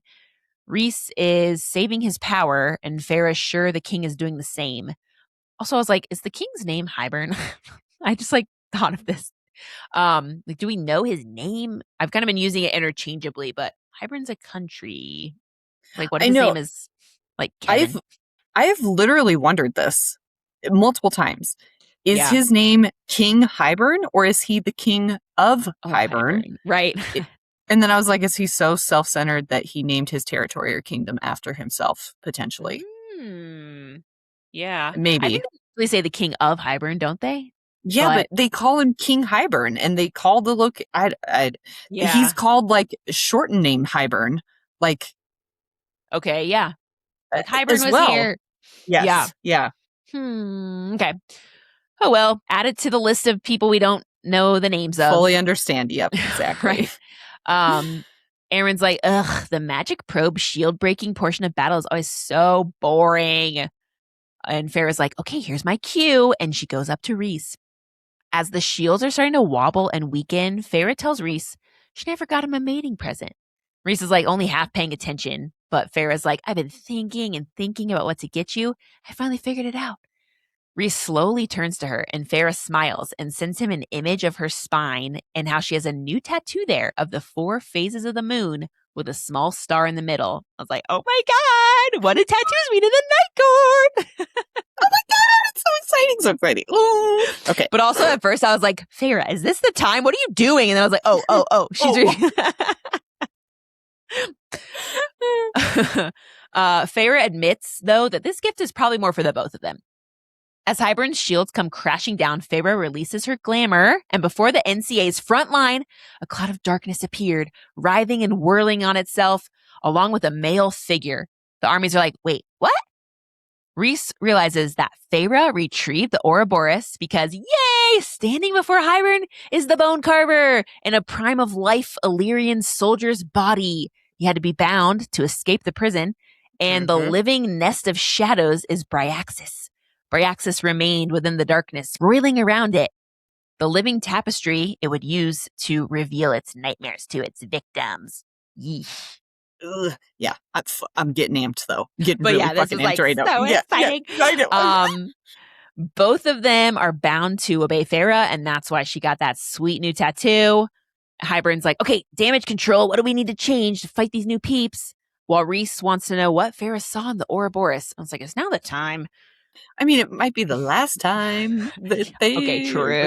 you know. But also, who cares if you're going to die? Right. Feyre tells Rhys that she saw herself in the mirror and she thinks it was perhaps the one thing she would never show him or tell anyone. And I was like, good idea, Feyre. How about we don't even talk about it right now? Just kidding. She tells us we want to know. Yes. Yeah. She would never show Rhys, quote, how I had cowered and raged and wept, how I had vomited and screamed and clawed at the mirror, slammed my fist into it, and then curled up, trembling at every horrific and cruel and selfish thing I'd beheld within that monster, within me. But I had kept watching. I did not turn from it, and when my shaking stopped, I studied it. All of those wretched things, the pride and the hypocrisy and the shame, the rage and the cowardice and the hurt. End quote. That made me feel good. I feel more confident that Sarah J. Maas knows how much Feyre sucks. Right. And I think it's so important to be like, even our favorite characters can have flaws. It's okay. But thank God she found, you know what I mean? That she looked in there, saw those things and didn't dismiss them, or was just like, yeah, I saw all these things about myself and I knew they were the truth about me too. Yeah. That makes them dynamic and complicated characters that you know, that you can relate to, that you can feel like, oh, if they can overcome these things that they don't like about themselves, so can I. Yeah. Yeah. But then as Feyre kept studying herself, more important and vital things came to light. And she tells Rhys that she loves all of herself, the good and the bad, especially the bad, and forgives herself for all of it. She realizes what the surreal meant about how only Feyre could decide what breaks her. Once Feyre accepted her true self and embraced it, that's when the ouroboros had yielded to her. So the bone carver and Bryaxis are ready to go fuck shit up. The bone carver waves to Feyre. He's like, hey. So funny. Feyre's like, cheers to a long and happy life, Rhys. Smiley face. Rhys is like, well, I guess you beat me to it. Excuse me, say what? Rhys winks at Feyre. Okay, Swoon, how dare you wink right now? And tells her to look again as another figure appears. It's the Weaver! I cannot tell you, I know, how amped I was during all of this. I know. Oh, I'm getting so tingly. Like, could not put the book down right now. This is like peak moment. So good. The carver's like, jump scare. The Weaver's all beautiful now, and she's wearing Ianthe's pale blue jewel. When I tell you, I cackled maniacally. I was so happy in this moment. I wish the thread of Ianthe could know that this happened right here. Yeah. I love it. Yes. The Weaver smiles at the bone carver and gives him a mocking bow, and then she turns to face the host. So the bone carver's like, okay, I guess we're at a truce for a second. So yeah, Rhys also made a bargain with the Weaver, and he has a swirly little tattoo behind his ear. Feyre's like, how is this possible? I'm the one who fed her. Turns out Rhys sent Helion to bargain on his behalf, and that's why Helion was in the middle and happened to find Feyre. It's like, what are the chances? And I guess the mother's cooking in the cauldron or something. Her soup's making everything come together. I was like, how fortuitous but then it actually like makes sense as to why Helion was there. Because at first when that all happened, I was like, why did he pick her? Like, how did he know where she was? It was very strange. So this makes sense now. Yeah. You know, I was like, what? Yeah. Yeah. What are the chances? Yeah. Helion conscripted the Weaver into their army. I was like, I wonder if he already talked to the Weaver before Feyre brought Ianthe to her, because that would have been just like really good timing, like instant reward for the Weaver. Right. Like part of the bargain was that he needed to bring her a new snack, and then poof, Yeah. Feyre fulfilled immediately. Right. And it's like, God, how do you like, she seems so scary. How did you bargain with her or whatever? Yeah. So yeah, anyway, the battle is joined, and the Weaver, the Carver, and Bryaxis unleash themselves upon Hybern. Let's fucking go! Woo! Hell yeah. Well, yeah. Hell yeah. Yeah! Boo! Aaron's like, you son of a bitch, you really did it. Those three immortals just slam right into Hybern's lines, and the screaming begins. I mean, duh, they're killing machines. Anyone in their path is just getting sucked dry. Then Rhys shoots obsidian power from his fingers, and a massive chunk of Hybern's army is misted. That's gross. Yeah. Red mist and metal shavings lay where they had been. I was like, oh my God. I know. That visual, it's gross. Yeah. So anyway, now Hybern's army is split in two. Apparently, that was Rhys's signal. So the Illyrians start to attack. Hybern has an adder legion that is armed with ash arrows with Febane arrowheads. And I was like, oh yeah, I forgot Fabane's like a stone. And the finely crushed stone was added to the water to grow the apples and like whatever. Memory jogged. And so then, not that I don't know that it really matters, but thank you for inserting this, because we messed that up. But then do we know if Bloodbane is still different? Does it matter? Yeah, I don't think we ever you know learned what I about mean? Bloodbane. Right. I wonder if Bloodbane's like a liquid. I really don't know. And I'm like, that sounds like an accident. Right. Yeah. But everybody, maybe it'll come back in ACOTAR 6. Maybe we'll learn the difference. Everybody took Nuan's antidote, but it only helps you keep your magic. So the arrows are going through the magic shields really easily, and the Illyrians have to switch to their metal shields. Tarquin's forces start to attack. Tarquin and Rhys are both using their powers to split Hybern's lines into uneven groups, and Bryaxis is just a blur of ever-changing claws and fangs and wings and muscle in its dark cloud. Some soldiers seem to die of pure terror. The Bone Carver is fighting nearby Bryaxis, and the only weapon the Bone Carver has is a scimitar of bone. Scimitar? Is that how you say it? A scimitar. Yes. Scimitar. I know it. Grim Reaper. Right. Yep. Yeah. That thing. Of course he has a bone weapon. Yeah. What else would he have? And he swings it like he's threshing wheat. Seems like no effort at all.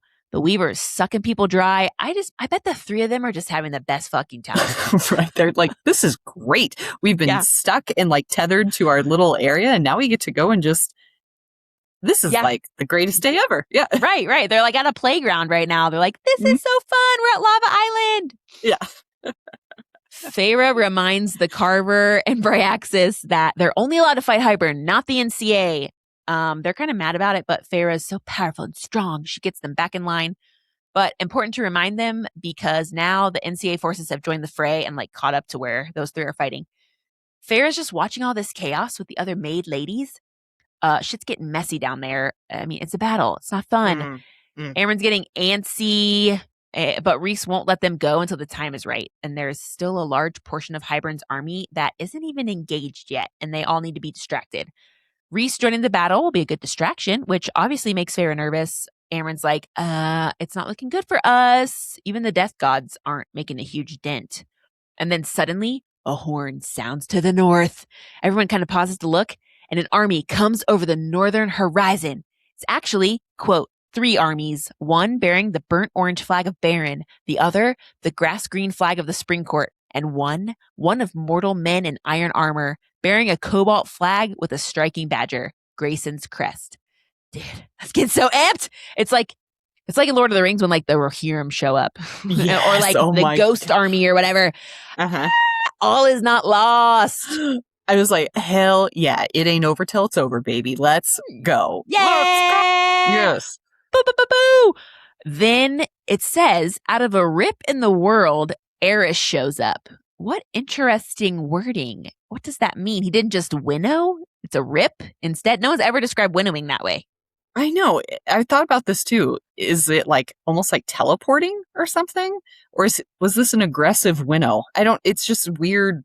Again, the wording. I feel like it's important, Right. but I don't know if it is. I don't know what Ugh. it means. Anyway, Yeah. Eris, my boyfriend! He's all decked out in armor. He looks hot and just casually leans on his sword and goes, "We thought you might need some help." I'm so happy to see you. And leading the human army is Jurian. Feyre can't believe that Baron showed up. Turns out we have Tamlin to thank for that. Eris says, delightedly, that Tamlin practically dragged Baron out by his neck. I love this visual so much. I could just see like, as much as we don't love Tamlin, like this Right. visual was great. Because I think Baron, I don't know, I might hate him more than Tamlin, so I enjoy this a little bit. Yeah, I mean, like, Baron so far has 0 redeeming qualities, at least like Tamlin. Yes. Tamlin's making amends, I guess. Yes, he's trying. Yeah. Maybe. Yes. So yeah, the gang's all here. Eris is like, give it to me. What are the orders? I'll pass them on to Tamlin and Jurian. Baron doesn't need orders currently, though, because the Autumn Court is taking care of a problem. I was like, is Baron swimming with the fishes? What's going on? Yeah. They turn to look, and Eris's brothers are approaching the front line, and they're winnowing in through the host to the Hybern wagons full of Feybane that are scattered throughout, and they're lighting them on fire. Whee! All the Feybane's getting destroyed. Who knows if it was Tamlin or Jurian who provided the information about where to find all of those wagons. And I was like, oh my God, what a turn of events. Talk about a distraction. There's a new host to contend with, and the king can only speculate on what other weaknesses Jurian and Tamlin learned. Oh, I love this so much. I'm so excited. I'm so happy they came. I'm so happy. It was, pretty great. Rhys turns to Amren and Feyre and tells them to go now. So Amren gathers the girls, but Elain is a little distracted since Grayson's right over there. Elain, not now, okay? Jesus. Thank you for coming to help, Grayson, but do not mess this up. I know. Focus, Elain. Focus. Ugh. Yes. So Bryaxis and the Bone Carver are just doing their thing, killing as many people as possible, having fun, and the Weaver is slowly carving a path toward the cauldron per Rhys's instructions. Turns out she can smell the cauldron, or something, with the idea that the maid ladies can follow the Weaver's path of husks to get there. The girls are not in it 100%, okay? Elain has one eye on the human army, and Nesta has one eye on the Illyrians. Feyre looks back at Rhys as he's talking with Azriel and Eris so they can relay the plan to Tamlin, Baron, and Jurian. At least the Feybane has been dealt with. Rhys looks at Feyre, and it's like it's only the two of them. Feyre opens up her mental barriers to speak to Rhys and say goodbye one last time, but then Nesta gasps and stumbles. Rhys winnows over to them. Uh-oh, the cauldron. Nesta can feel that Hybern is rousing it. Mother of Pearl, no! Ah! Alert, alert! This is not good, people. Bad things. No. This is not good. Ugh. I know. Everyone starts shielding. Eris winnows away to warn Baron, and Nesta starts screaming Cassian's name over and over. Nesta isn't in pain. She's trying to warn Cassian. Nesta's screaming like she's never screamed before until she stumbles and starts dry heaving. Quote, a figure shot from the Illyrian rank, spearing toward us, flapping hard, red siphons blazing. And then the earth shudders. Turns out that the king wanted this advantageous position on this battlefield, not just to have the high ground, but so he could position the cauldron for this. So from where the cauldron is, it sends out a battering ram of white light that is level with all the Illyrians in the sky. The Adder Legion drops away, and the Illyrians just get fucking blasted by the cauldron. 1,000 Illyrian soldiers just turn to ash, and the blast goes straight through Azriel and Rhys's shields. The absolute devastation. This is incredibly sad.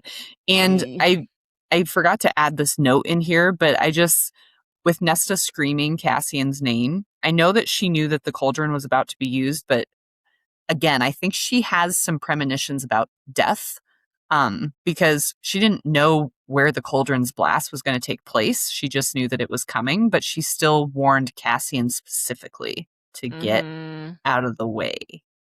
Yeah. Interesting. Just throwing that out there. That right. Old Nesta. Yeah. She knows the cauldron. Mm-hmm. Cassian is still airborne, and it's like he's trying to decide whether to keep coming toward them or go back to the Illyrian ranks that are left.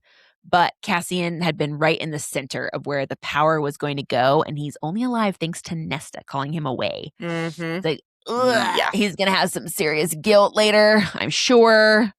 Right. But thank you, Nesta, for saving your Cassian. Mm-hmm. The king revs up the cauldron again, and he's willing to incinerate part of his own army as long as that means crippling the NCA. And so Cassian keeps coming toward Nesta, and the cauldron shoots out another light right into its own lines, but it's where the bone carver is. The bone carver is just like, yay, chopping people down, sucking their life or whatever. Doesn't realize this is coming for him. And there's an unearthly female shriek from deep in the Hybern forces. The Weaver shouting a warning. No. And the white light slams into the bone carver. Quote, but the carver, I could have sworn he looked toward me as the cauldron's power crashed into him. Could have sworn he smiled, and it was not a hideous thing at all. There and gone. The cauldron wiped him away without any sign of effort. No! Mm. Who could have guessed I would mourn the bone carver? I know. I know. I know, but I was like, maybe his body's just gone and now he's extra free. It's like, can he actually be killed or die? It's like, did Hybern make it worse? I hope so. So anyway, overall, this part was freaking awesome and it's good stuff. I know. So good with the bone carver. I just wanted to say that maybe this is supposed to be poetic for him. Like he's maybe going to actually get the answers about death that he's looking for. Yeah. Like Feyre freed him doubly Yeah. a little bit. But yeah, this part is awesome. Things are getting a little scary because the cauldron's in use, but all of the High Lords are present. They're all ready to fight against Hybern. And yeah, it's this yeah. Yep. It's the fight for Prithian. It is. It's coming up. Or I guess I don't know, whatever their whole continent is named because they're fighting for the Mortal Lands too. But yeah, that was the end of chapter 70. Yep. We've only got 12 chapters left, everyone. That's it. Yeah. That's it. This is an action-packed fun. I mean, what? And again, I can't get over the Tamlin whiplash. No. I still am like, okay, Tamlin, like I forgive you, but I still don't trust you. No, 100%. And I don't think that he's like totally redeemed himself. No, by any means, but like totally redeemed yourself. Not, but you're doing a lot of good things that are like, yeah. And maybe this is also to the point where it's like, I can accept Tamlin's actions previously. Just I have a hard time wrapping my mind around all of his actions now. It's like backtracking to try to make up for what he did, maybe, or maybe he realizes he maybe just unfortunately has decent intentions with a lot of what he does, but it doesn't ever come across that way or work out the way that he wants it to. I don't know how else to phrase that besides that, but yeah. Like, yeah, right. Like, I guess ultimately Tamlin is like good deep down, but I mean, it's never like anybody's only good or only bad unless you're like the king of Hybern, like some kind of crazy villain. But yeah, I mean, I just think too, probably a lot of it was like, I mean, he was scorned. He had to go to desperate measures, to do things, and he's also probably like kind of dumb. I think he's dumb, so he just like makes bad decisions and like rash, not thought out decisions. Yes. Knee-jerk reactions are kind of all that he ever does to stuff. Or he's very like to be ruling and running a group of people, to be the leader of the Spring Court. He makes kind of selfish decisions, or at least he was, through all of Mist and Fury, through the first half of this book, he did not make very decisions that I feel like that were very leadership wise. Like if it was just him and the stakes weren't so high for people that he was supposed to be ruling over, then it's a different story, but it's because of, what he was doing here. But, and he doesn't take responsibility for his actions either. No. But anyway, well, I'm so excited that we're almost done with this book. I know. Woohoo. Thanks for sticking with us.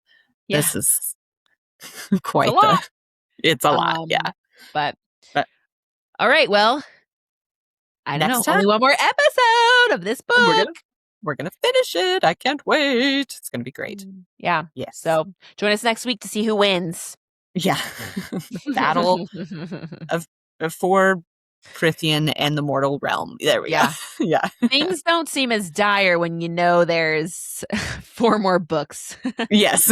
Right. LOL. Yeah. Okay, well, Right. yeah, thanks so much for listening. We love Thank you. Bye. We love you. Bye.